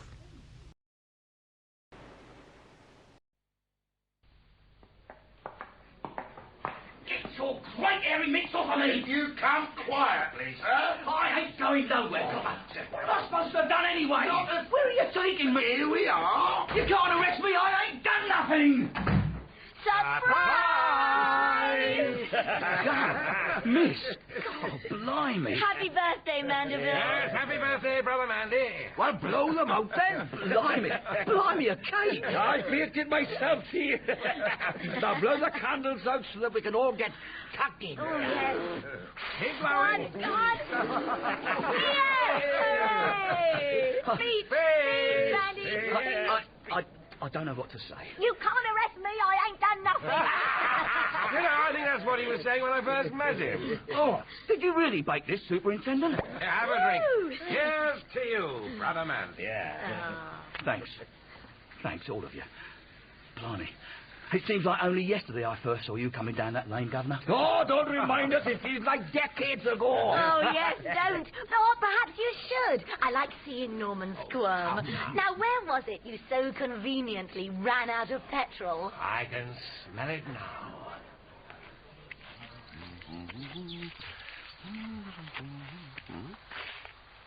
Bacon? I don't know what you're cooking, brother, but it smells mighty good. Great Bardlow. Great who? Great Bardlow's the nearest garage you can get that petrol can filled. Ah. And Rabbit. You're welcome to join me if you're agreeable to sit with the likes of me, Governor. Conquest the name. Norman Conquest. Oh, Mandeville. Mandeville Livingston. Oh, maybe you think I'm having you on. Not at all, brother. I take it you're not a native of these parts. Me, Governor? No. I was in Great Bardlow yesterday selling monkeys. Selling monkeys? Oh, not real ones, Governor, just toys, like this one. Well, that's damn clever. He does a somersault. Here, I'll buy him. Oh, I ain't got no change for that. I don't want any. He's cheap at the price. Okay, right. And a fire. Trespassing, too. I told you yesterday to get on your way. Come along, Mr. Plod. You're all wrong about my pal, Mandeville Livingston. He's a charming fella. As for trespassing... I'll trouble you for your name and address, too, sir. Well, you old jippo, I told you to get lost or I'd run you in. You miserable... Oh, whoa. Hold on. Steady, brother. Don't want to give this officer of the law any justifiable cause to... cause enough already. But if he wants to add assault on a police officer to his... Poor man done, Sergeant Roper. You can't arrest me. I've never done nothing. Oh, Miss Trevor. It's all right. Just a spot of trouble with this tramp. Trying to assault me. It would be fairer to say, Miss Trevor, that it's a spot of trouble with me. I annoyed the officer by calling him names, and we all lost our tempers. Oh, Sergeant Roper. What? He couldn't hurt you if he tried. He's just a wandering tramp. He may be just a wandering tramp, but there's been enough funny things happening in this district already. All right. You've got the lady to thank for this. Oh, that is sweet of you, Sergeant. I'm sure by tomorrow you'll never know he's been here. Yeah, well, let's hope so, shall we? What are you cooking? It does smell good. Are you staying near here? Well, since you ask, yes. Yes, I am. Conquest, the name. Norman Conquest. I'm staying in very comfortable rooms at the inn in Great Bardlow. Primrose Trevor. The Red Lion. Yes, it's rather fun, isn't it? Oh, well, cheerio. Well, now that Beauty and the Beast have gone on their way, it's about time I pushed off as well and found that garage before it gets too dark. You're stopping the night then, are you? Yes, I think I am. Well, you'll do well to take her advice, Brother Mandy, and up sticks tonight. Next time Mr. Plod comes round on his beat, he'll be after a quarrel, and you may not have anyone with charms as persuasive as Miss Trevor to stand up for you.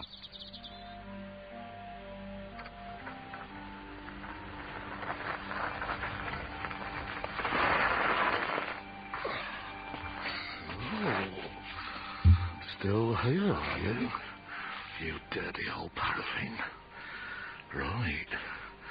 Let's get shot of you while we don't have an audience, shall we? Who's there? Hey, what are you? No, you don't!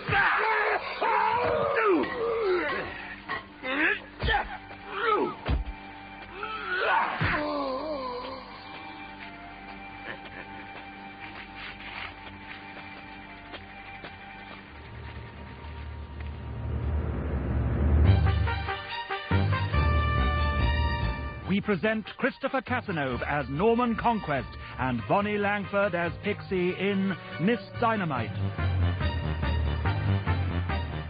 Adapted for radio by Guy Fithin from the book by Barclay Gray. Miss Dynamite.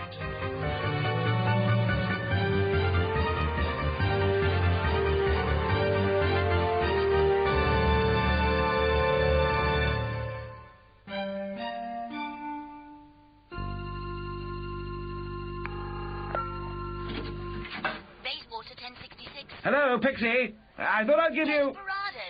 What's up? Up? Nothing at all, you young chum. You're not kidding me a bit, Desperado. You should have been back last night, and now you call up with that who me tone in your voice that tells me you're on the brink of yet another spree of daring do. What's the new setup? There's no setup, funny face. I ran out of petrol on my way back, and then I ran into an old tramp fella near Great Bardlow, and while we were eating his rabbit... Well, if it's not another risky escapade, the only thing you attract quicker than trouble is... Who's the girl? Blonde or brunette? Well, as a matter of fact, there is a girl, and she's blonde and blue-eyed. Great Bardlow, did you say? Yes. I'm staying at the Red Lion. Pixie? You might at least give me an inkling of what sort of trouble it is you're getting into this time. Pixie, I can't tell you anything because there's nothing to tell. And there's no earthly point in you coming out here. Now, be a good sport, and the instant I need you, I'll call again. Cheerio, Pixie! Desperado! Damn.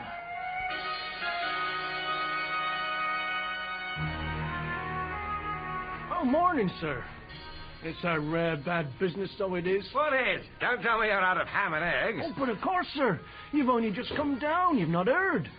Trust you had a peaceful night anyways. Had what, Boniface? Why? About the murder. Murder? Our policeman. But Sergeant Roper? Some old tramp, they say. Bashed his head in. Sir Hastings Trevor found the sergeant lying dead in the road about midnight. Miss Primrose Trevor's father? Ah, that's him. There's not much more to tell, sir. There ain't many round here has had a good word for Roper. Hadn't been here long and, well, but nobody wanted to see him murdered. I met him. And I don't want to speak ill of the dead, but he was asking as plainly as anyone I've met to be hit over the head. It's time they clear them tramps and gypsies off the road.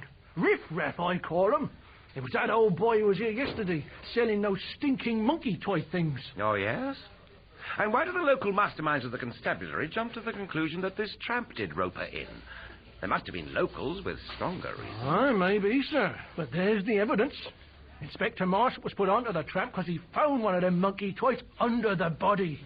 Must have dropped out of his pocket in the struggle. There was a struggle? Oh, seems like it. When the police went to find the trap, they found him asleep in his tent with blood on his clothes. They found a murder weapon in the ditch right nearby, a great bludgeon of wood with ropers, blood and hair and worse all over it. Well, what have they done with him? The tramp? Well, they've got him at the station. I think I'll skip the eggs and ham, Boniface. Very good, Miss Trevor. Thank you. Thank you very much. Much obliged for your help. Here, what do you think you're doing?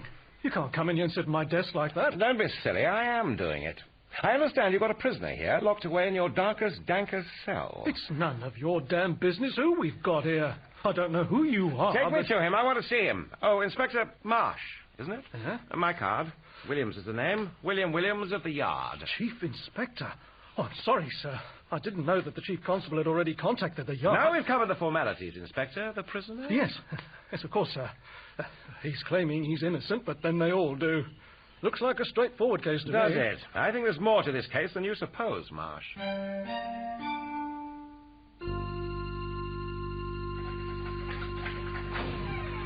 Hello? What? Speak when you're spoken to, ma'am. Right, you can leave us to it. I want to have a few words with the accused in private, if you take my meaning. Yes, sir.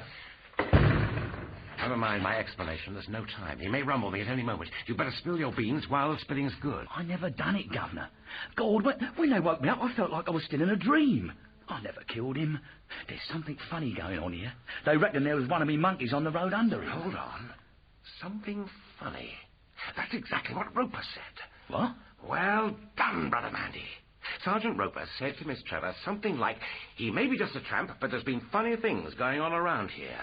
I thought it was odd at the time, but I'd completely forgotten until you reminded me. My God! Conquest! I might have known it. No one else would have the nerve to pull a stunt like this. What the hell do you think you're doing? Hello, Bill. You do have a habit of turning up at just the wrong moment. Dishing out my cards, passing yourself off as me, impersonating a police officer is a criminal offence now. Come on out of it. You're for it now, sir. Keep your pecker up, Brother Mandy. These muddle-headed cops can't keep you in here for long. Now then, Bill, where shall I begin? I told you I ran out of petrol. I chanced on old Livingston. We got a ticking off from a hulking bully of a police sergeant. I saw a pretty face, and on an impulse decided to stay a night in the village, just that. And I apologize, Inspector Marsh, for hoodwinking you, but I had to speak to the wrongly accused. Wrongly? Yes, I believe so. Just examine the evidence. First of all, there's a little monkey toy found under the body. Beautifully convenient. Too convenient. You find the accused exactly where he was yesterday and sleeping like a baby. So clear is his conscience, he sleeps like a log without even troubling to clean the bloodstains from his jacket. Oh. And he cunningly conceals the murder weapon in a ditch right next to him. Yes, I know he didn't run, but the trouble is, Conquest, all this evidence is as damning as hell. There's nothing at all to suggest it was faked. Tell me, Inspector, near the body, were there any signs of a struggle? Yes. Yes, there were. Like? There were scuff marks on the road and scratches. There was a patch of oil, and... That alone ought to be enough to establish Mandeville Livingston's innocence. If he and Roper had struggled, the little tramp wouldn't have stood an earthly chance. A swift blow to the head from behind, maybe, but a struggle? That's where the evidence fakers overdid it. By God, Conquest, I believe you're right. Now, that's a big point, Marsh.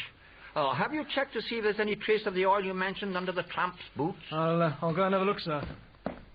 By the way, Bill, since when has Scotland Yard had an interest in paltry rural crimes? You're here because the Yard doesn't accept the evidence, isn't that right?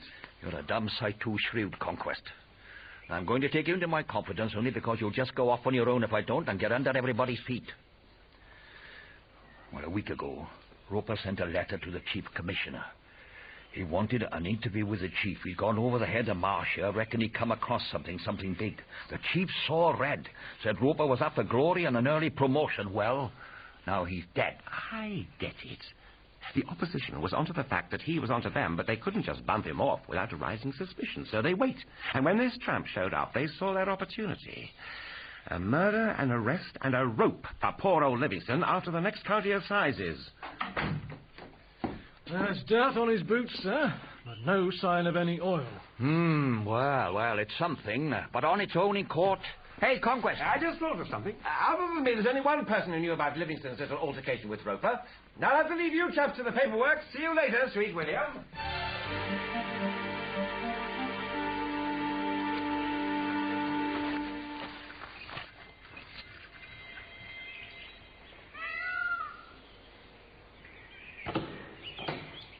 Good morning. Would you be kind enough to inform Miss Trevor that her friend, who is partial to smoked rabbit, would like a word? Beg your pardon. I dare say you do, but Miss Primrose will understand. You a friend of the ladies? Brand new, in fact. I met her last night, and we talked of rabbit smoked over a campfire. What on earth are you talking about? It's all right, Dawes. I'll deal with it.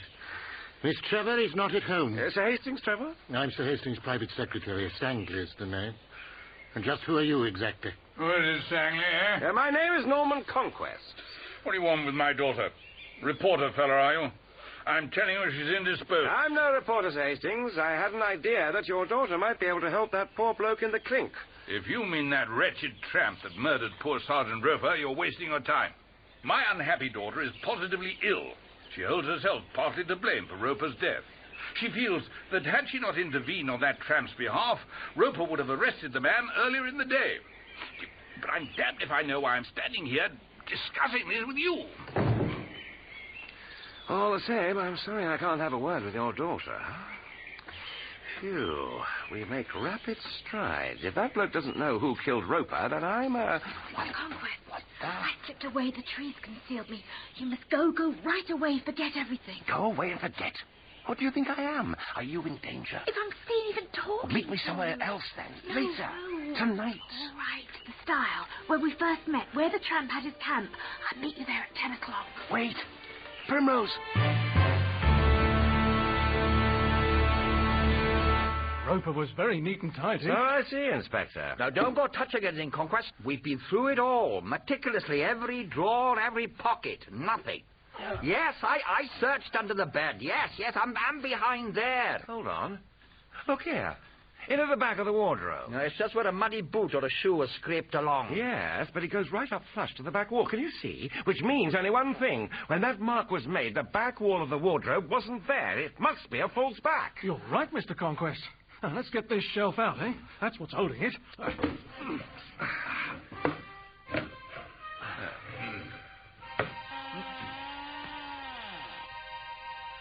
Well, by damn, another cupboard hidden behind. Oh, this looks like he made it himself. It's like something a cap burglar would wear. There's even a hood look to button onto the rest of the suit. Do you think he didn't want to be seen in the dark, that's for sure.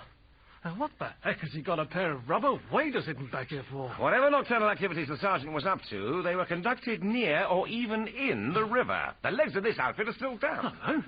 There's something caught in the bottom of the pocket here. Shades of Tiffany. Good God, that's one of Lady Launceston Bevan's stolen earrings. Well. Whose? The big Mayfair robbery about a fortnight ago. Lady Launceston Bevan, a big society hostess.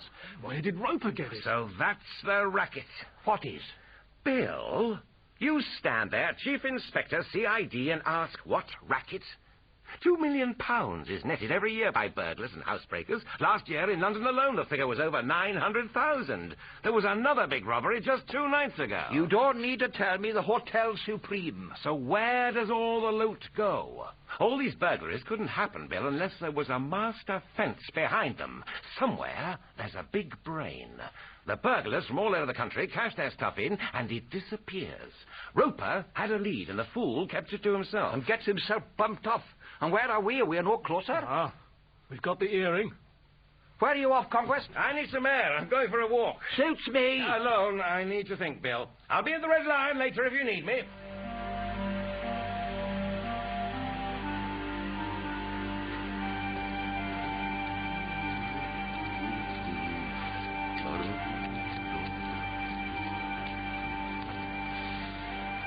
Primrose? Primrose? What? Oh! Neat brother, but a bit chancy. Catch this. Oh, Gary! Oh, brother, okay. Come on, then, boy. Nail it!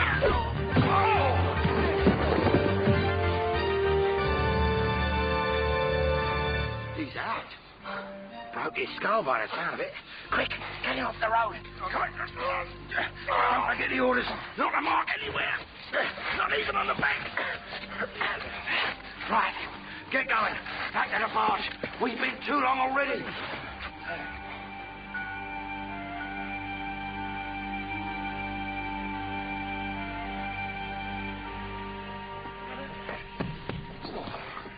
Well, We got him, miss. I can see that door. He's out cold, Miss Trevor. Should be out for hours yet. You left no signs that might Not a let... trace. He had nothing on him except the ordinary things a man carries. What? Watch, wallet, keys, cigarettes, and a lighter that he dropped when he jumped in. I'll take those, Stanley. All right, there must be no time wasted. Put him into the sack, weight it, and drop it over the side. What, here? Yes, here. We're right over dead water deep. Weight it well, and when you've done that, transfer the goods across from the compartment to the mill. That's all, Stanley. Let there be no slip-up.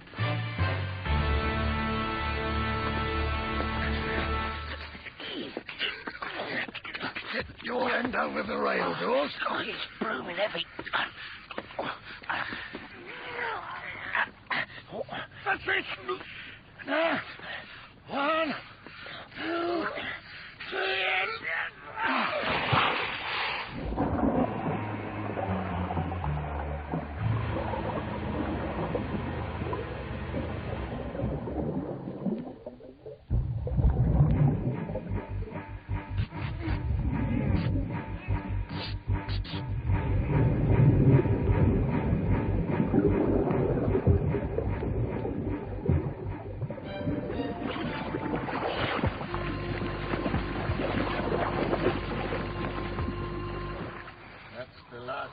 Double. Yes. And that's the last of conquest. Right. Let's get to work. Get below and open the underwater hatch. When the goods are safely across to the mill, I'll turn the cable's motor off and you can close the outer door. Now, come on. Let's get on with it. We've got to get back to Bardlow Hall before we miss. Well. I see.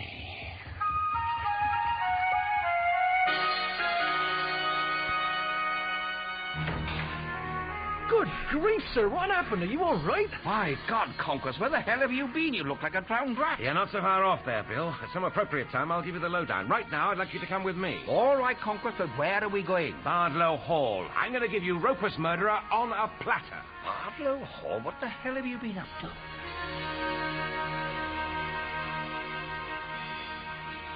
This is all wrong, Conquest. I haven't got a warrant. And all I've got to go on is what you say you heard. And think what it implies. If Sangley did kill Roper, is he connected to the Launceston Bevan job or the Hotel Supreme job of 2 nights ago? Well, let's find out, Bill, shall we? I'm looking forward to this. Can I... Oh. Ah, good evening. We meet again. What the devil's the matter with you, man? Tell Sir Hastings that Chief Inspector Williams is here and would like to see him. Well, go on. Yes. Yes, sir. What is it? How nice to see you again so soon, Sir Hastings. You seem overjoyed. Oh, I'm sorry to intrude like this, Sir Hastings. Chief Inspector Williams, C.I.D. I'd like to see your secretary, Mr. Sangley. It's important. My secretary? What possible reason can you have for wanting to see the man at this hour? I have reason to believe that Mr. Sangley can give me some vital information on the Roper murder. What in God's name? He came from Sangley's quarters.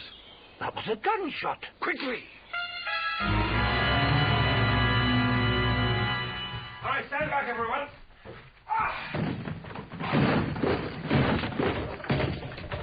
Oh, my God. He shot himself. Don't move him, Hastings.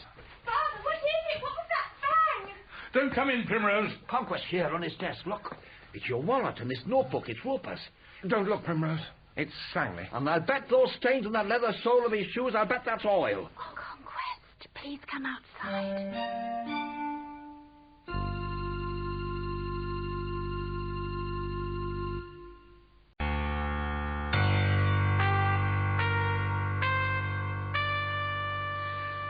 Why didn't you come? I was on my way, but something happened. I know, it was Sangley. I've always been afraid of Sangley, and I knew he hated poor Roper. I couldn't send him to Father because Father always trusted him so much. That's what I wanted to tell you. Well, it doesn't matter now. You're trembling. Oh, it's cold out here. Oh, yes, hold me. I feel so shaky. Rose. Oh.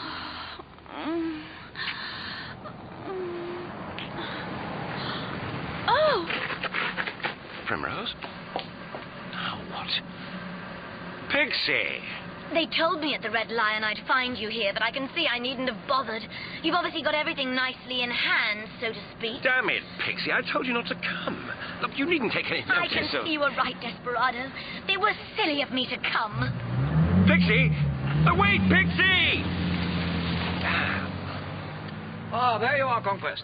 You all right? He's a bit of a mess, I'm afraid. Not like you to get queasy, though. Poor old Sir Hastings in quite a state. Really?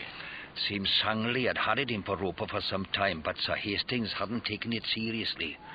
Roper was investigating allegations that Sangley had made improper advances on a parlour maid, who had subsequently left her job. Seems he killed Roper to try and avert the scandal. Anyway, here you are. Here's your things. They're safest with you, I suspect. More than likely to go bang, eh? You never know, Bill.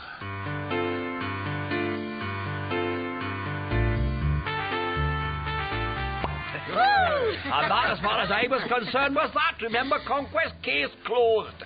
And it would have been too for you, Mandible, if you'd had the sense to take my advice when we released you. Oh, just one more glass, then. Thank you. And just what was your advice then, Bill? I'm not telling you, not in front of Miss Joy. Oh, Bill, I won't let you have any more cake. Oh, all right, then. Well, what I can repeat is that I told him to clear off and put as many miles as possible between himself and this magnet for trouble of all kinds, Conquest. Oh, and what did you do, Mandy? I went straight over to see the governor at the Red Lion. Except I wasn't the governor then, was I? No. Well, I still can't fathom up why you offered me a job in the first place. What made you come over to the Red Lion? Well, if I'd have known then the scrapes he was going to get me into, I don't know as I would have.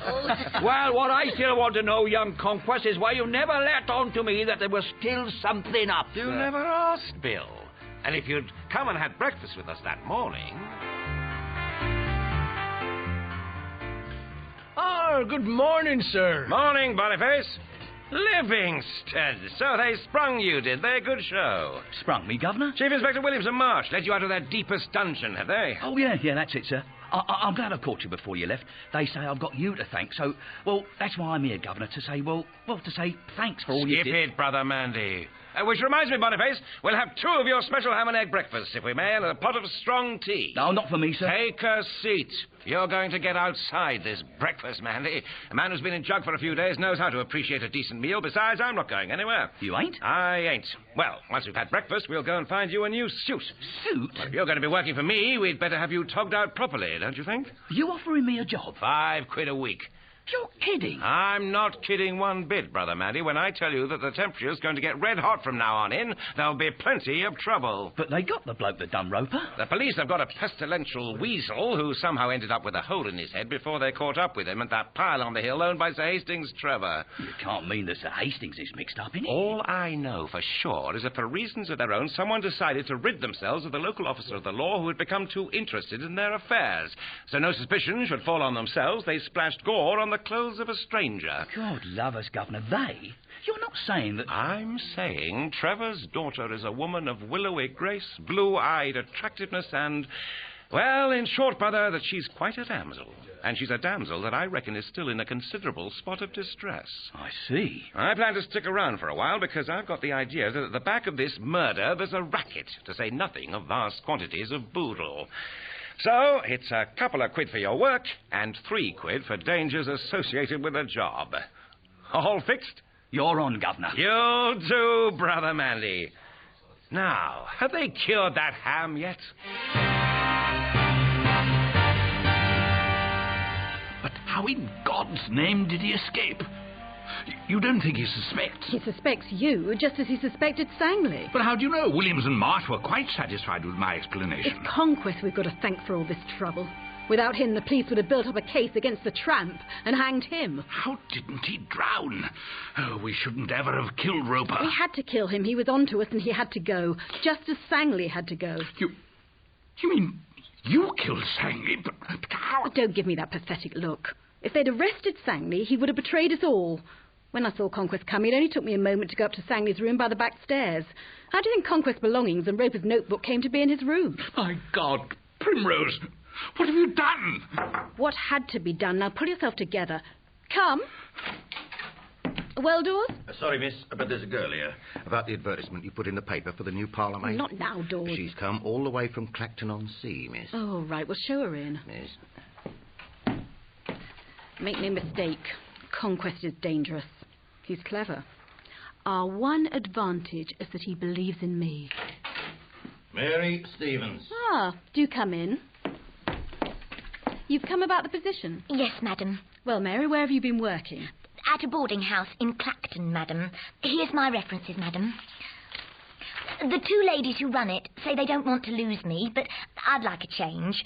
The boarding house is on the telephone if you'd like to ring Miss Bloom and Miss Bliss up about me. I don't think that'll be necessary. The wages are £50 a year, paid monthly, all right? Good. Then you're engaged. Dawes will show you to your room. Oh, thank you, madam.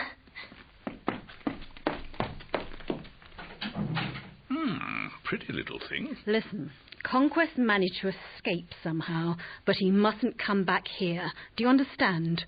Too many people have too much invested in this operation for us to abandon it now. Conquest is poison. You cringing, weak-kneed, spineless rabbit. This setup's perfect. We're county people, rich and influential. Every aristocratic door is open to us. We can get the inside dope with no danger of suspicion. Then the boys make their grab, and the stuff comes back to us. Then it vanishes. Yes, but are we going to be panicked into quitting by one man? Now get on to Nash, and make very sure, Conquest never comes back.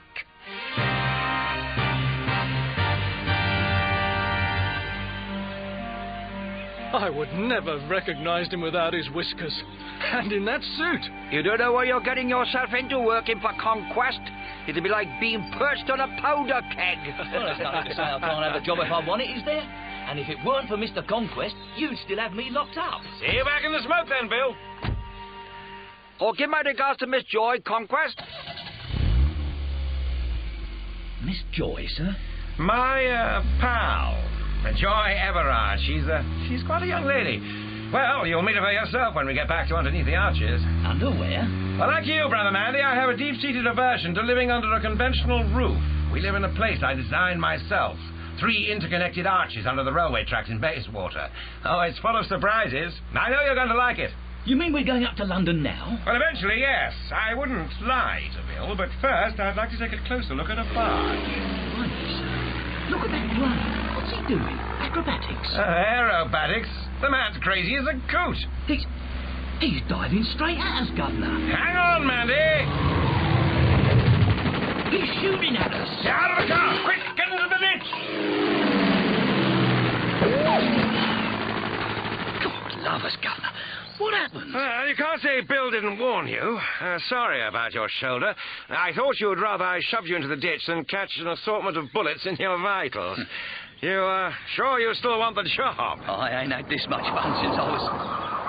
Primrose! What happened? Oh, thank God you're safe. Did it crash? I just saw it zoom down. There's only some ass playing games. Your car. They tried to kill you. I felt that something dreadful was going to happen. I was coming to warn you. I'll see what's happened to the jam jar, sir. It's all right. Don't cry. I'm the one that should be coming to help you. I don't want you to be killed. First poor Roper, now Sangley's dead, and I don't know what to think. to let me help you, Primrose. But you can't. I'm so afraid. Afraid for you. After you kissed me, all I wanted to do was get away to safety. Conquest. Listen, Primrose, you've got to tell me everything. Your father... It's at night, when everyone's asleep, that strange things happen. Sangley was the cause of it all. After he came, he had Dad in his power, I believe. At night, too, mysterious men come and go. I know you want to help, but you can't fight them all single-handed. I'm safe. They won't harm me if you go away. I wonder about Dawes, too. And the rest of the staff? They're all right, all of them. Most of them are from the village. It all seems to have something to do with the mill, the one down at the river. That's why I was coming to see you. I wanted to show it to you. Can you get me inside? I don't know, perhaps. But I must get back now. They'll be suspicious. Tonight. Meet me at the mill. Primrose, you must let me help you. All right. Meet me there at 10. I just want to be alone with you as though none of this had happened. Be careful.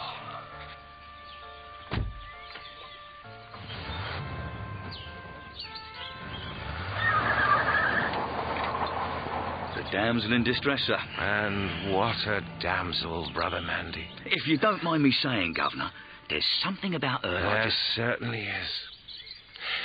Now, will the Hispano drive? Oh, yes, sir. The damage looks worse than it is. Come on, then. Let's get over to that barge.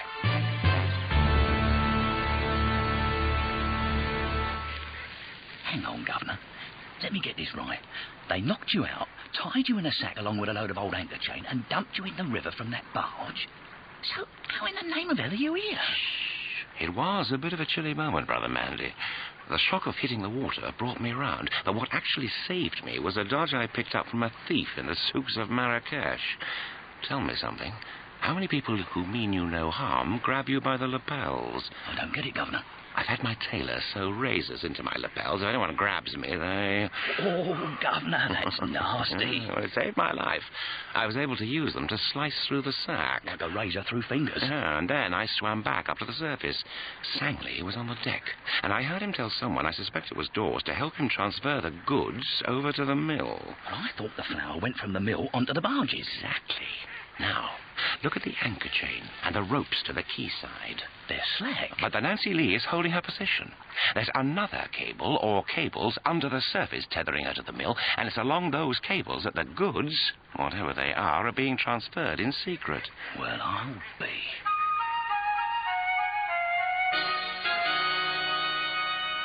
Miss Primrose? Yes, Dawes, what is it? It may be nothing, but that new parlour maid... Are you mad with all the problems we've got and you're worrying about staff? There's something about her. She's too good. Dawes, Doesn't Conquest always have a girl with him? Everett or something? Wait, you're right. The Vogler business, there was a girl. Everard. Joy Everard. Do you know where this Mary Stevens is now? She's upstairs, turning down the beds. Bring her here.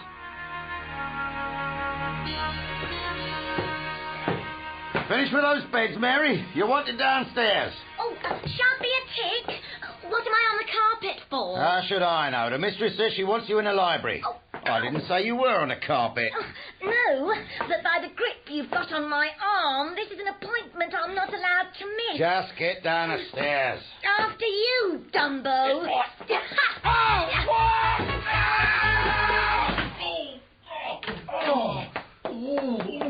Where is she, Dawes? The girl, where is she? You clumsy fool. Brought down by a slip of a girl. She'll get away. She's got away, and you let her. We've got to get to the mill. We'll deal with her after we've got paid to Conquest. Primrose, my foot. More like poison ivy. You great sap desperado.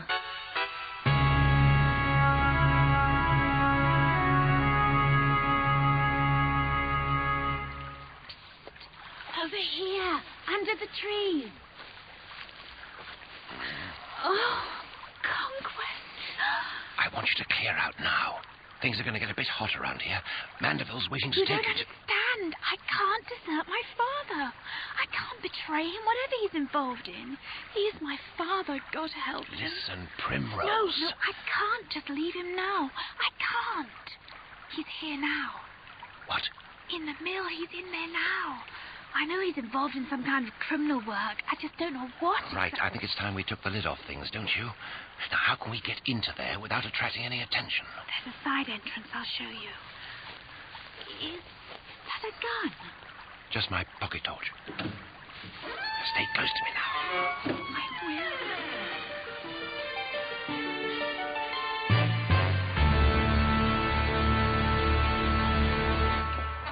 And how, Sir Hastings, are all our little diamonds tonight? Good God, Conquest! Primrose, what are you doing with the... Yeah, naughty, naughty, Sir Hastings. Don't get up and keep your hands on the bench where I can see them. Dad! Don't hit me, man.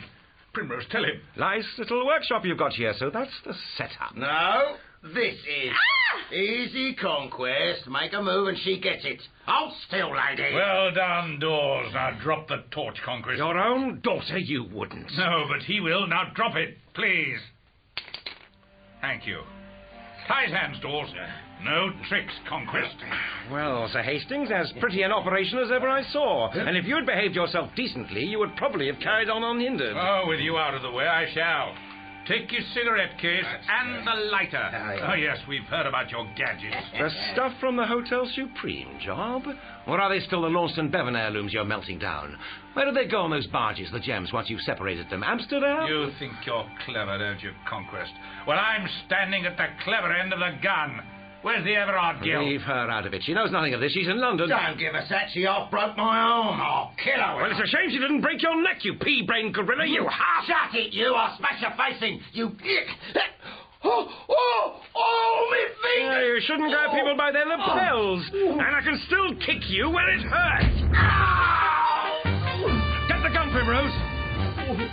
You can thump me over the head, try to drown me in a sack, but you threatened my pal Pixie, and you've overstepped the mark.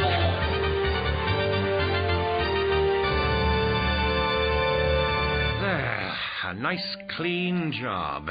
Not bad with both hands tied behind my back. Keep him covered, Primrose. I've nearly got them free. Primrose! Reach, Conquest. Kill him. Kill him now. Oh, don't look so shocked. What did you think? That with my long blonde hair and willing lips, I must be an innocent. Good grief, you're a cold-blooded killer, and you'll swing for it. Roper was a damned efficient police officer, too efficient, and he was bludgeoned to death for it by Sangley and Dawes, and Sangley was told to do it by you. I should have done it myself. Yes, you'd have made a better job of it, like the job you did on Sangley. I was going to have you killed with the tramp and your Miss Everard. But do you know what I'm going to do? I'm going to give myself the pleasure of killing you now. Not if I can help it. What the... Pixie! You shot her! You shot Pixie! Shoot him, Primrose! Shoot! He'll kill you! Give me that gun, you! And you, Hastings! Take this, Brother Mandy. Leave him to me, Governor. See what you can do for young Miss Joy. Oh, God, she flung herself in front of you. If that hellcat so much as moves a finger, I shall send her back to Hades full of lead.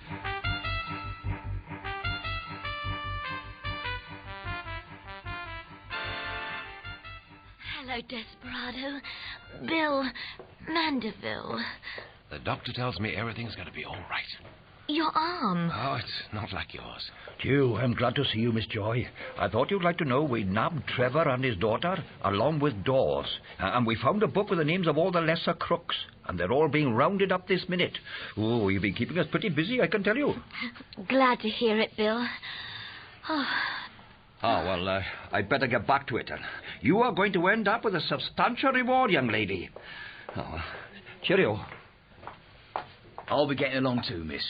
See you back home soon underneath the arches, I hope. Thanks for coming to see me, Mandeville. Hello, Desperado. I can't begin to say the things I ought to say, Pixie. I wish you'd stop smiling at me like that. Oh, there's plenty of time for me to be cross with you. Right now, I'm enjoying seeing you squirm. You great chiseler. You little pixie. You cockeyed chump. I don't know how you're going to make it up to me. I don't think I ever can. You can take me away for a long, recuperative holiday. Just the two of us. Somewhere down south. A long way from any hint of an adventure. Well, we'll have to take Mandy. Where do you have in mind? Bournemouth? Actually, I was thinking more south of the equator.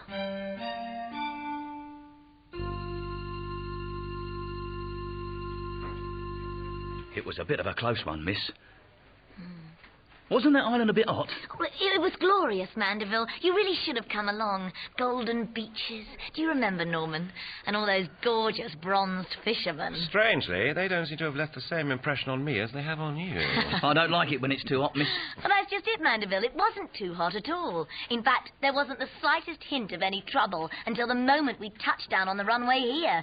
And then it all hotted up again pretty quickly. Has it ever occurred to you that it might be Mandy that attracts the trouble? Or Bill? I can't believe I heard you say that. I've said it before, and I'm sure it won't be the last time. You attract trouble, Conquest. Like bad meat attracts blowflies.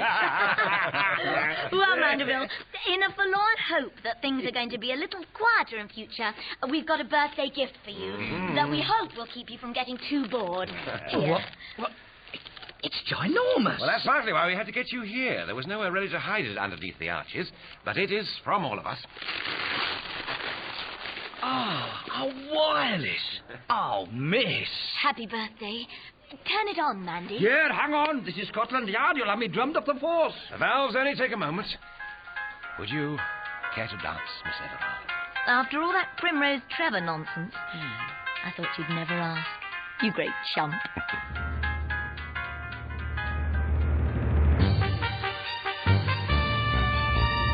In Miss Dynamite, adapted by Guy Fithin from the book by Barclay Gray, Christopher Casanova played Norman Conquest and Bonnie Langford played Pixie. Richard Davies played Superintendent Williams and Colin Spall Mandeville Livingstone. Linda Regan played Primrose Trevor, John Woodvine, Sir Hastings Trevor, Gavin Muir, Dawes, Anthony Jackson, Sangley, and Lyndon Gregory, D.I. Marsh. Music was composed by Robert Rigby.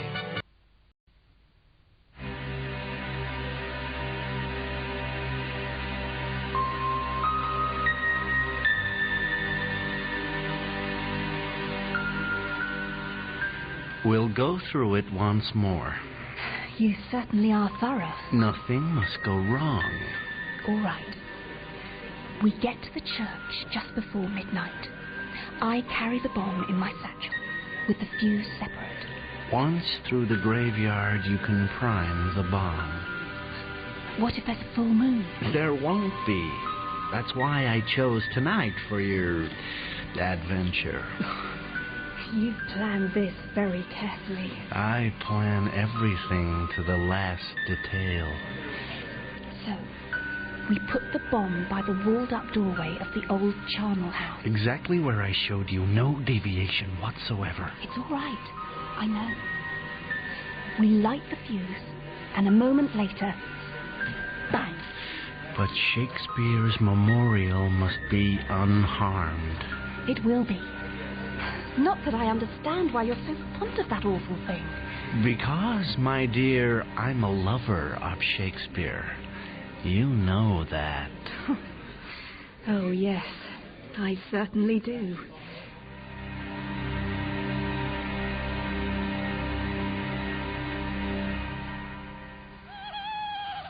I can't see a thing, Maisie. No. And no one can see us. All according to plan. Give me the satchel. With pleasure.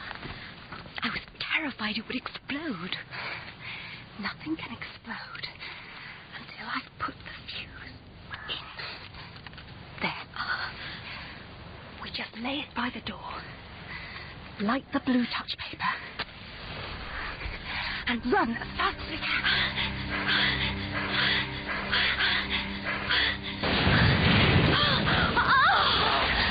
Oh, Maisie! Oh, have we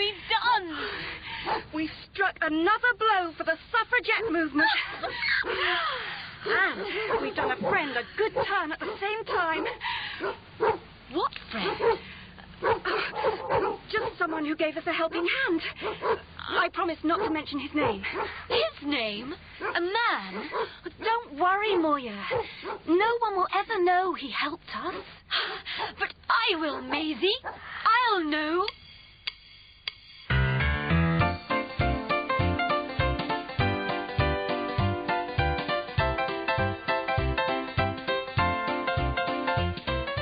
The Ingenious Mind of Mr. Rigby Laxam.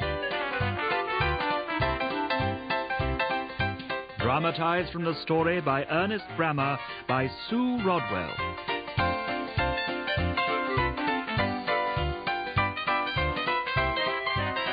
With Simon Callow as Max Carados and Lionel Jeffries as Parkinson.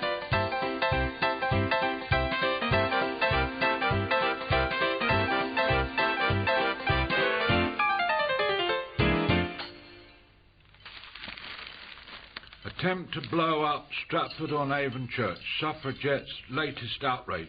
Most resourceful. Shocking, I call it, sir. And your shy little niece is involved in some way, Parkinson. Moya, shy? Not shy, sir. Not anymore. Really? Since you last met her, she's been had up twice for brawling, and if her mother hadn't caught the influenza in the nick of time, Moya meant to chain herself to the minute hand of Big Ben. To prove that women are moving with the times, I suppose. Fine spirit. Her mother's sick with worry. That's my youngest sister. Married well. Widow now. Married a bank manager, I seem to recall. She did. Gave Moya a good education, and this is what the girl comes to. It's a pretty grey outlook if she's an example of the mothers of the coming generation. Read the story to me, will you, Parkinson? My fingers can manage to decipher the headlines, but really the smaller type is beyond me today. Shortly after midnight, a determined attempt was made to wreck part of Holy Trinity Church, Stratford-on-Avon, by means of a bomb. Residents throughout the town were woken by a loud explosion. Investigation showed that an attack had been made on the church, bringing down part of a wall and breaking a stained glass window. A letter sent to this newspaper reveals that the attack was carried out on behalf of the Women's Suffrage League. Most enterprising. Go on. The explosion took place within a few feet of Shakespeare's monument, but it is untouched. How fortuitous. And it is hoped that the damage can be made good without further harm being caused to this historic site. What, I wonder, was their true object? To make trouble. That's all. My sister doesn't know if she's coming or going with the girl. But how can I help? Moya's still in Stratford, sir, sharing a cottage with one of her so-called friends. I know she was involved in some way. I thought if you could talk to her. Play the father? I hardly think so, Parkinson. She's got him with a bad lot, but she thinks the world of you, sir. Only the other day she said that if she was put to set this house on fire, she wouldn't. How gratifying. She said she'd get someone else to do it. If you could talk to her, I know she'd listen to you. I wonder what these friends are really up to. Very well, Parkinson. Telegraph your niece that we'll be arriving at Stratford this afternoon. If we hurry, we can catch the next train from Paddington.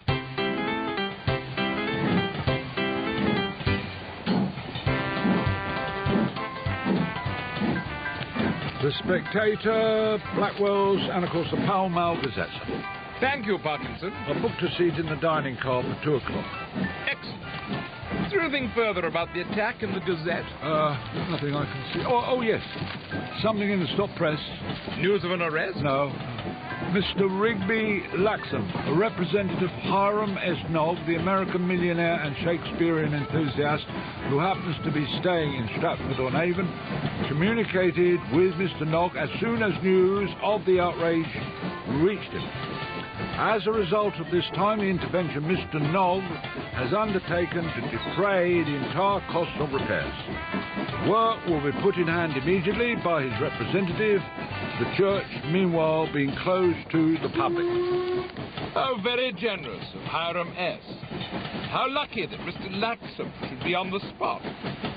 How very lucky indeed.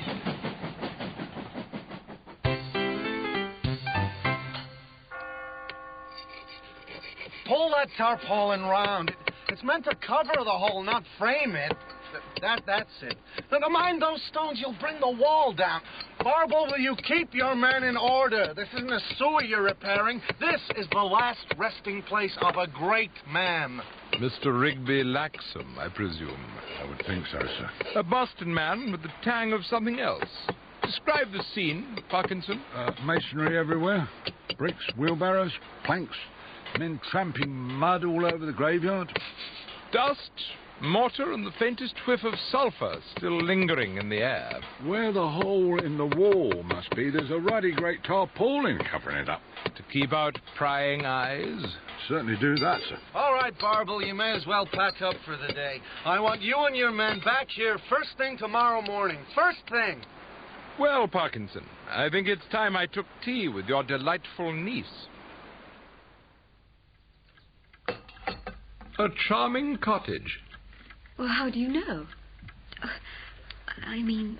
Oh, the smell of polish, roses on the table, a comfortable chair. And I'm sure your taste in decoration is impeccable. Actually, Maisie chose the wallpaper. It's her cottage. She's a friend.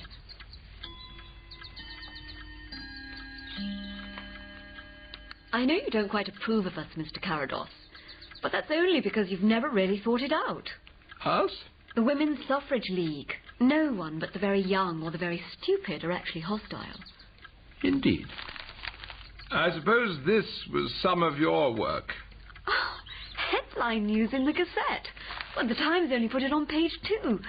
Officially, I know nothing about it. Seems to have made a stir. You came within an ace of making a much greater stir. I wonder how your friends came to miss Shakespeare's monument. Perhaps they didn't want to hit it.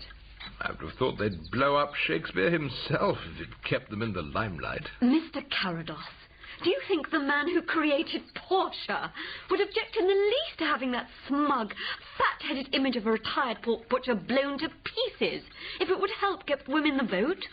I think he'd recommend you to make better bombs. Or do you think that's a skill reserved to men? All I can tell you is it went according to plan. I believe. Oh, that must be Maisie. Oh, I'd like to meet Maisie. Would you? If I see another policeman, I'll... Sorry, Moya. I didn't know you had a visitor. Maisie Robinson, Mr. Max Carados. Miss Robinson. You're the man Moya's told me all about. Has she? She certainly has. As clever as a dozen Sherlock Holmes. So she says. Well, can't stop now. Have to write my report on this terrible outrage at the church. Bye. Maisie's a journalist, writes for the League's magazines. Does she indeed? Yes. Mr. Carados, I may not be completely satisfied myself with all the ins and outs of this affair, but you can tell my uncle he really has nothing to worry about. I promise you. Mr. Carados, how nice to see you again. Your key. I'm not subscribing to the general principle, Parkinson, but your niece ought to have the vote. She tends to make a good impression, sir. If I could see, no doubt I'd be charmed by her looks. As it is, her voice tells me so much more, not learning more than the fond eye doth teach, which pries not to the interior. The Merchant, Act 2, Scene 9. She knows more about this business than I think she cares to say. If I'm to help her, I must know whether Rigby Laxam is truly connected to the case. But will she tell me?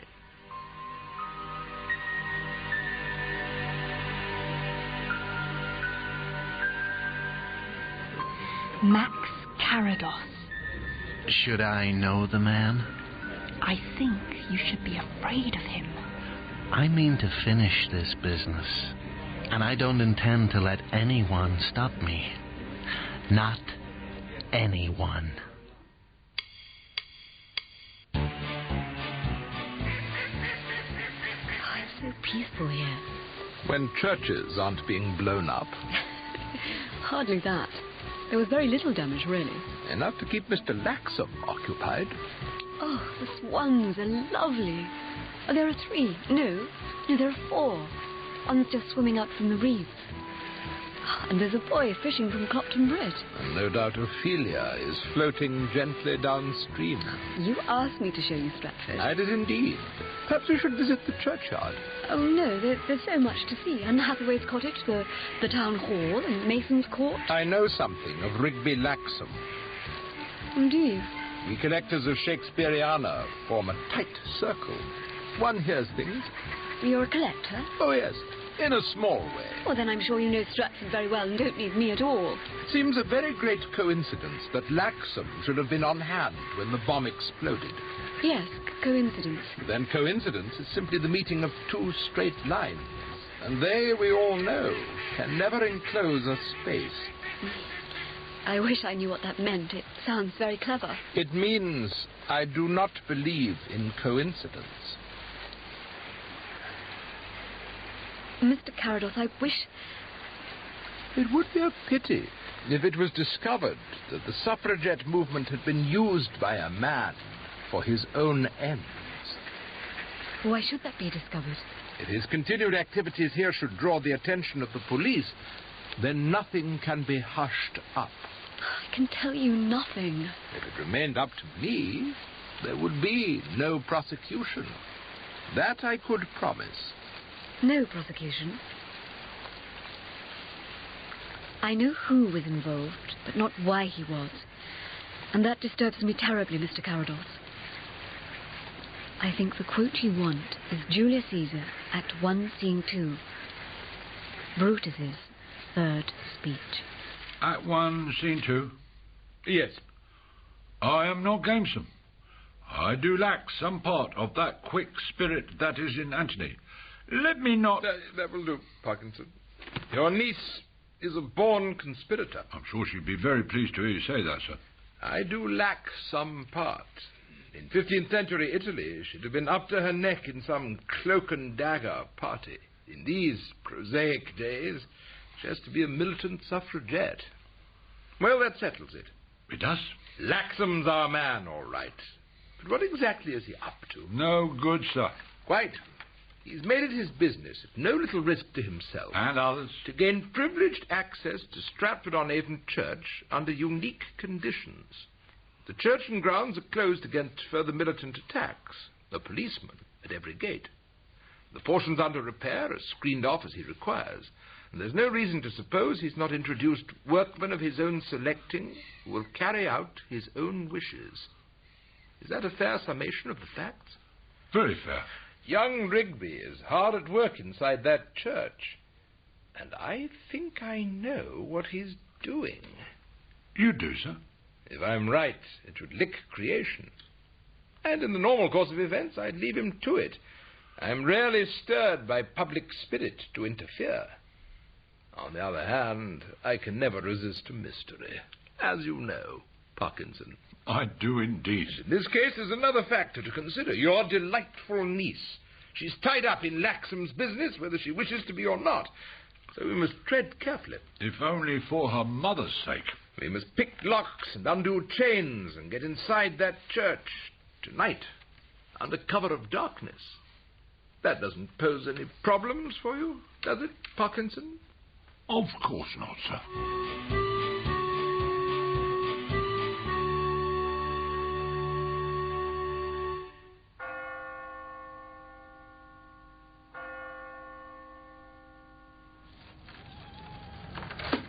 There we are, sir. Good man. What secrets lie within? Have you got the water? I have. Then light the candle. Let's see what there is to see.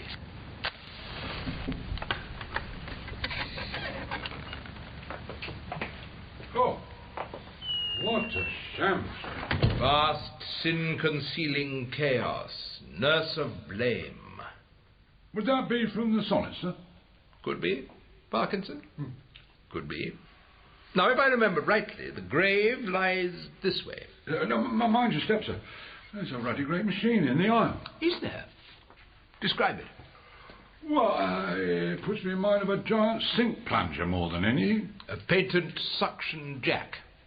Is that what it is? I'm sure of it. Can lift the heaviest weight. Lead the way, Parkinson.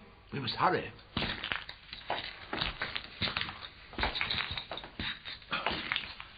We're there, sir. Is the gravestone visible? Perfectly swept clear of dust. Good friend, for Jesus' sake, forbear to dig the dust enclosed here. Blessed be the man that spares these stones, and cursed be he that moves my bones. The joints are on the stone. Are they in place? As far as I can see, sir. They may have been tampered with already. The water. There you are, sir. If I can feel where the edges are. Now, I'll spill some water on the joints. Tell me what you see. Well? The water just runs off on the floor. Doesn't disappear? No, sir. I'd say the joints were still watertight. The stone's not been lifted. Excellent. Wipe up the water. Mr. Laxam mustn't know we've been here. What an audacious plan. Parkinson, I want you to take the first train to Paddington tomorrow morning. Oh, we're returning to London. You are. I want you to hunt round and see if it's possible to pick up a fairly complete human skeleton. A skeleton? Exactly. I see, sir. Let's get back to the hotel. You have an early start tomorrow.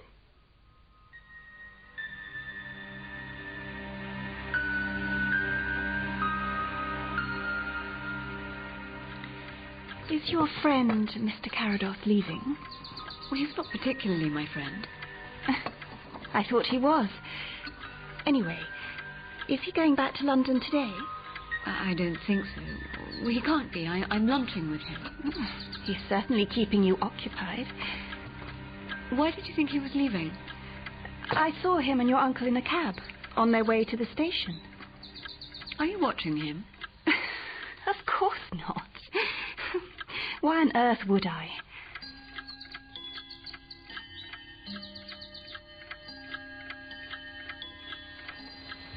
Telegraph me if you have any success. Yes, sir. And what about the price? There won't be any price.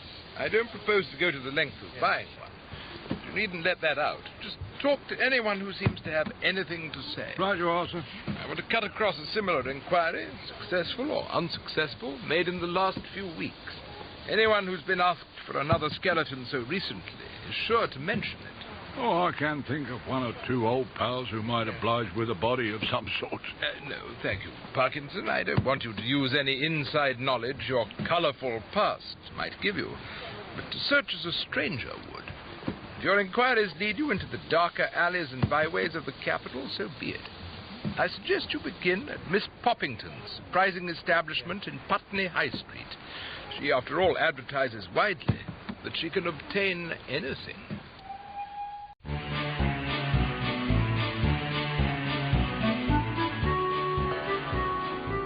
Well, I've had some odd requests in my time, but a skeleton?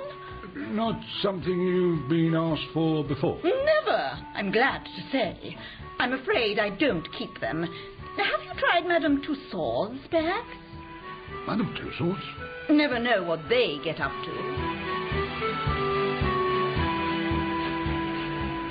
Sorry, no skeleton, but I've got a moth-eaten Charles I you could have.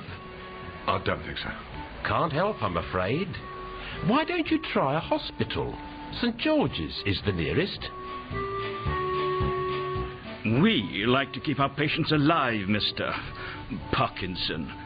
Why don't you inquire at the Lost Property Office at London Bridge? You never know what people leave on buses. Skeleton? No. Got a gorilla. Stuffed. And someone once left a tailor's dummy on the Streatham bus. But no skeletons. You could try that toy merchant down near Aldgate Pump. Aldgate Pump.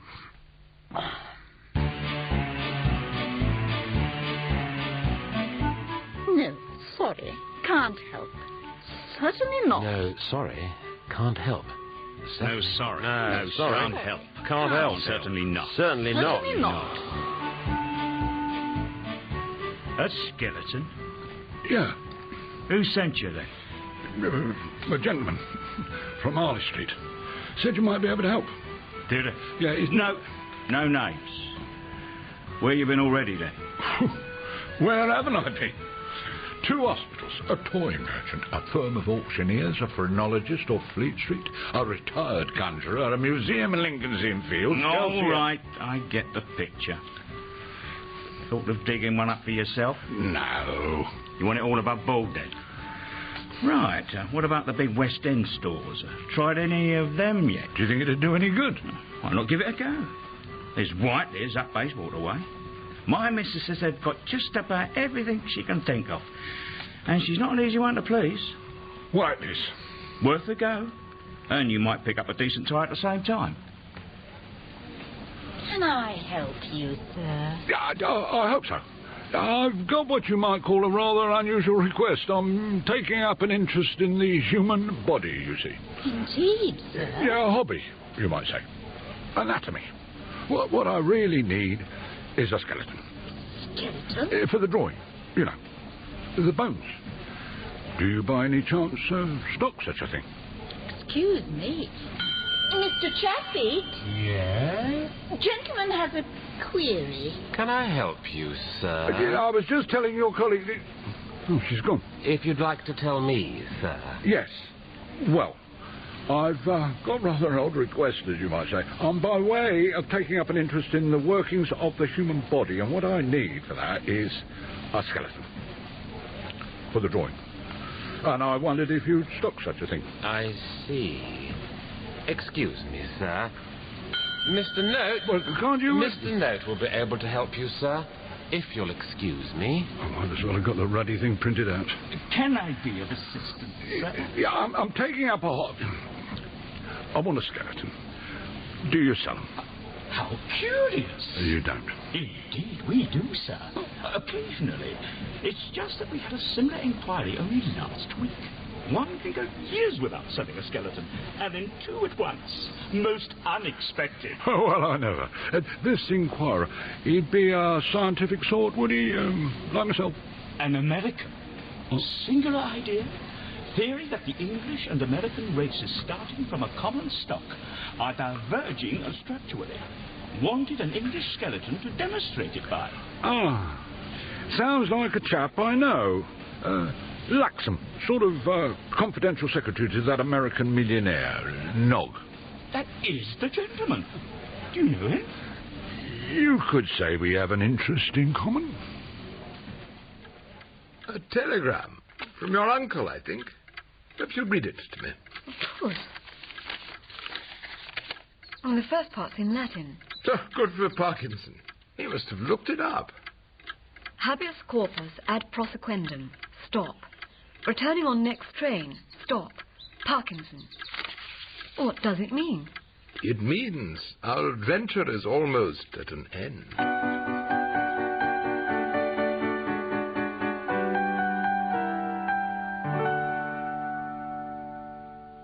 Whiteley's of Bayswater were most obliging to Mr. Laxam. I'm sure they were, and paid well. Seems they made a proper travelling box for his purchase. Of course they did. Plenty of packaging, well sealed. Seems he was worried about the customs, so they even provided him with a special custom declaration form. Went so far as to have a word with the Cunard Company to make sure there was no fuss made on the ship. No need to open the box. Most obliging of them. That's what I thought. Come along, Parkinson. We must visit the church again. In daylight? Won't Mr. Laxam object? Oh, he's quite finished with Holy Trinity. All repaired and swept and tidied up. I think Mr. Laxam intends to be on the last train to London this evening and on the Southampton boat to New York by dawn.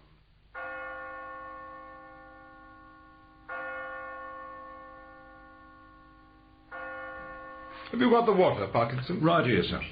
If you could apply a little to the joint without attracting attention. Mr. Carador. Ah. And Moya's uncle. How nice. I thought you'd return to London, Mr. Parkinson. What gave you that idea, miss? Oh, heaven knows, But we will be returning to town before too long. You've had enough of Stratford? No, but our little mystery is almost ended. Parkinson, be careful with that water. Oh, sorry. I'm terribly sorry, miss. Are you wet? No, but the floor is. Is it really? Still? Moya was right. You are a clever man. The water's quite gone, so seep right through the joints. Yes. We must leave you, Miss Robinson. We have a train to catch and so much to do beforehand. Goodbye, Mr. Carados. I don't think we'll be meeting again. I'm sure of it.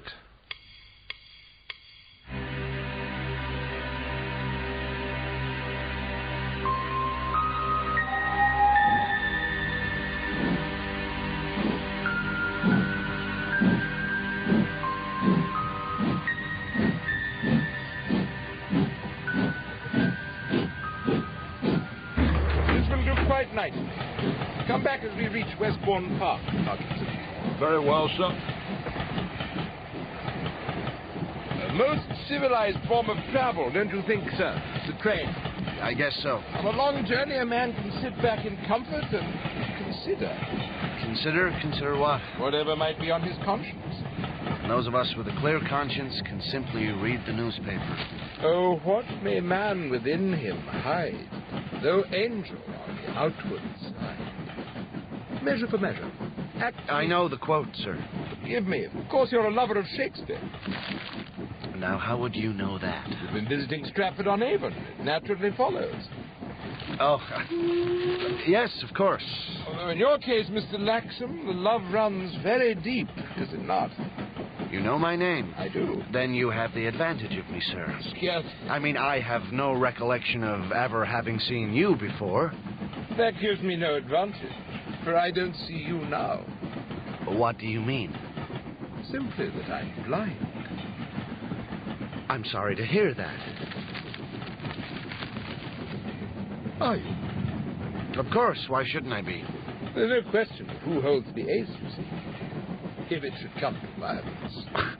Hold on there. You cut the ice considerably quicker than I can stack it. Why violence? One never knows. I was talking to a man about a murder quite recently, just as casually as I'm talking to you now. He became very violent. Is that so? Well, perhaps it's your manner. Perhaps.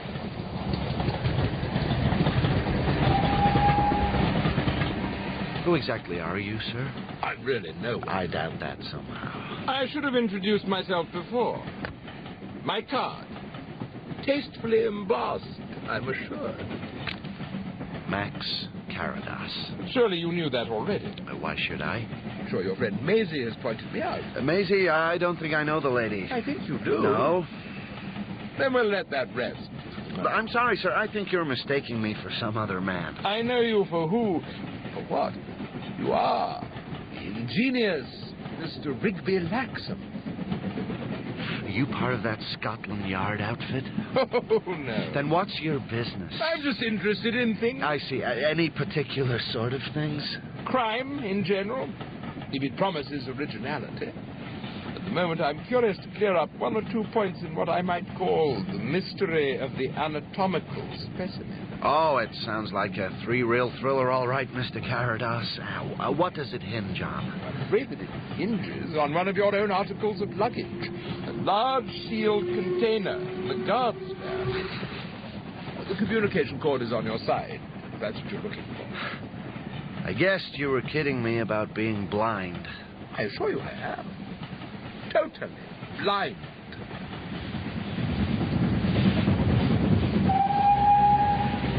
All right. Before we go any further, I want to know just what business this is of yours.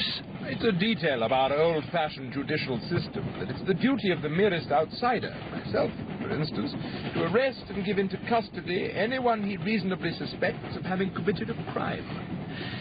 Is that so? So how does he get on with it if he finds himself looking down the barrel of a gun? What? Violence already? And after I'd warned you, too.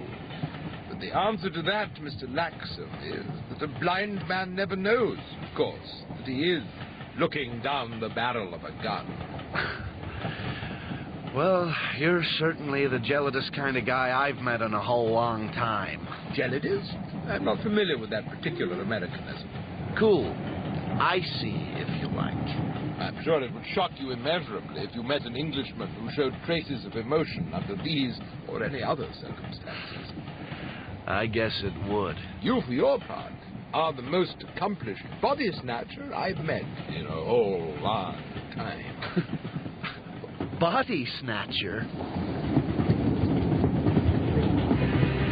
I know you have the mortal remains of England's greatest playwright on this very train. Perhaps we can pass the time before we reach Paddington comparing notes. Who's to say we'll both reach Paddington? Indeed. I have the upper hand, Mr. Caradas. Can't you see that? No, of course you can't. Well, I assure you I have. In my experience, a gunshot reverberates horribly in a train. It tends to bring people running. But there's sure to be another train passing us on the up line between here and Paddington. They make enough noise to muffle any explosion. Another body to be disposed of. If necessary. I wonder when it comes to it. If you're the type. We'll see, won't we? We will indeed. What, just out of interest, was your plan for me, Mr. Caradas? That rather depended. On what? On you. I don't get it. It's quite simple.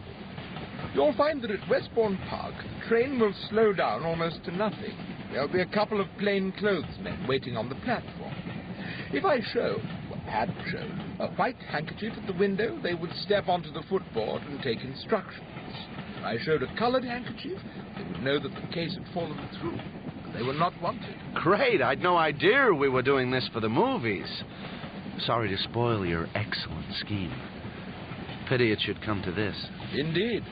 And all for the sake of Hiram S. Nogg's Shakespeare maniac. Oh, he's a maniac, all right. But no, not just for his sake.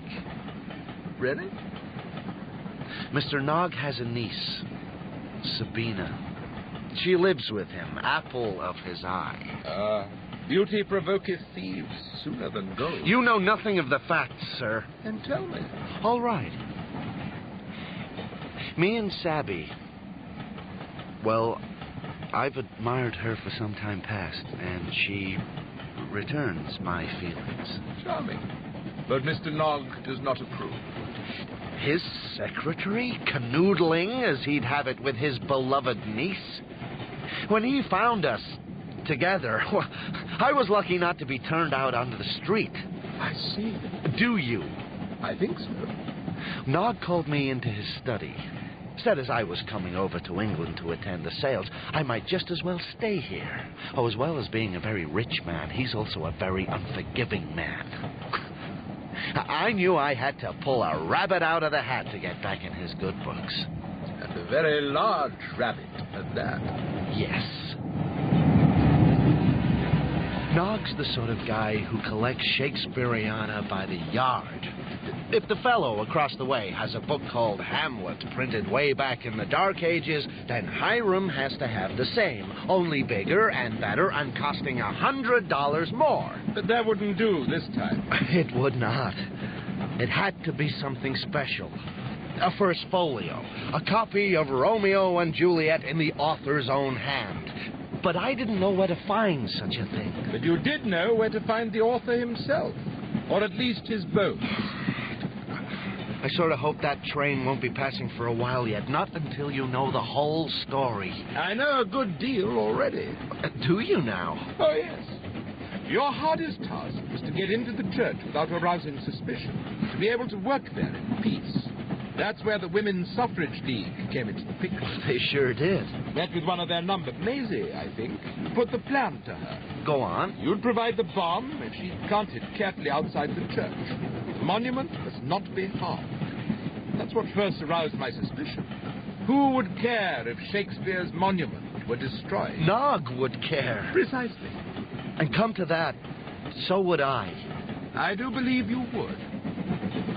The bomb would provide you with a smokescreen behind which you could raise the stone over Shakespeare's tomb, replace his skeleton with one so kindly provided by Whiteley's of Bayswater, and once you've done your work, the suffragettes could claim their greatest coup, kidnapping the body of Shakespeare. Only you, they, and Nogg would know where the body really lay, and none of you would ever tell. And where's the harm in that? If by some mischance the box you're taking across to America should be opened, well, what of it? Merely a skeleton purchased for the purposes of anatomical research. And you have the paperwork to prove it. I say again, Mr. Carados, where is the harm in that? The upline train must be due at any moment. Do you really think the guy who danced to the beat of Romeo and Juliet or Rosalind and Orlando would care a banana skin what happened to his loose parts after 3 centuries if it had helped me to win Sabina? And her not inconsiderable fortune. Believe me, that did not come into it. Can I believe you? I wonder. Yes, the train will be upon us. I can hear the rails singing. In other circumstances, Mr. Laxam, I might have helped you with your crime. The mood took me. However, in these circumstances, I can't, I'm afraid. I guess you can't. Is this really how you want your adventure to end? It must. How else? Death, a necessary end, will come when it will come. Julius Caesar, Act 2, Scene 2. I'll take the gun, sir. Damn you to hell! Thank you, Parkinson. I thought it was the moment to enter the garage, sir. He was outside all the time? In case I should need his assistance. I thought I had read you correctly, Mr. Laxam. But one can never be certain. I really thought I could go through with it. I, on the other hand, thought otherwise. So what now? You hand me over to your policeman at Westbourne Park? It's your duty, after all. Alas, how few of us do our duty nowadays. Will you? Will I indeed? The coloured handkerchief or the white one? The train would appear to be slowing, sir. So it would. The coloured one. Wave the coloured one, for pity's sake. Unfortunately, I can't see which one that is. Give it to me, damn you! Now, sir. But there's no one there. There's no one on the platform. Dear me. Can I have dreamt that part of it?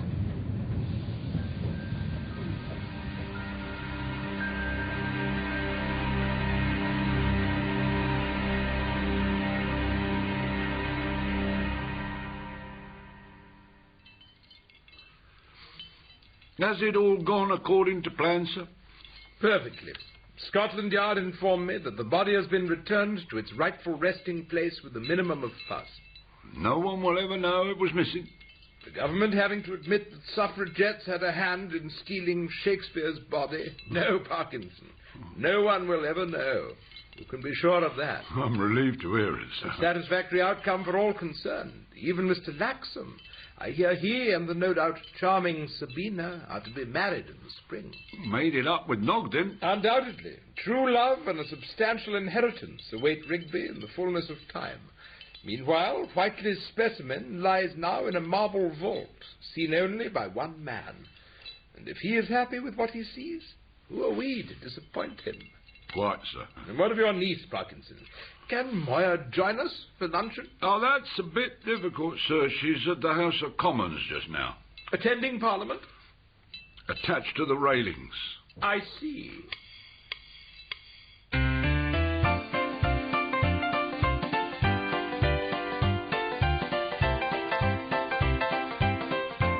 In The Ingenious Mind of Mr. Rigby Laxam, Simon Callow was Max Carados and Lionel Jeffries Parkinson. Stephen Tompkinson was Rigby Laxam, Lindsay Baxter Moya, and Una Beeson Maisie.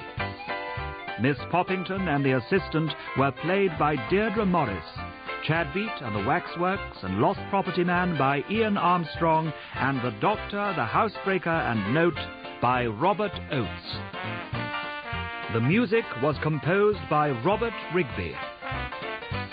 The play was dramatized from a short story by Ernest Brammer by Sue Rodwell, was produced by Stuart Richards and Michael Cameron, and directed by Alan Drury.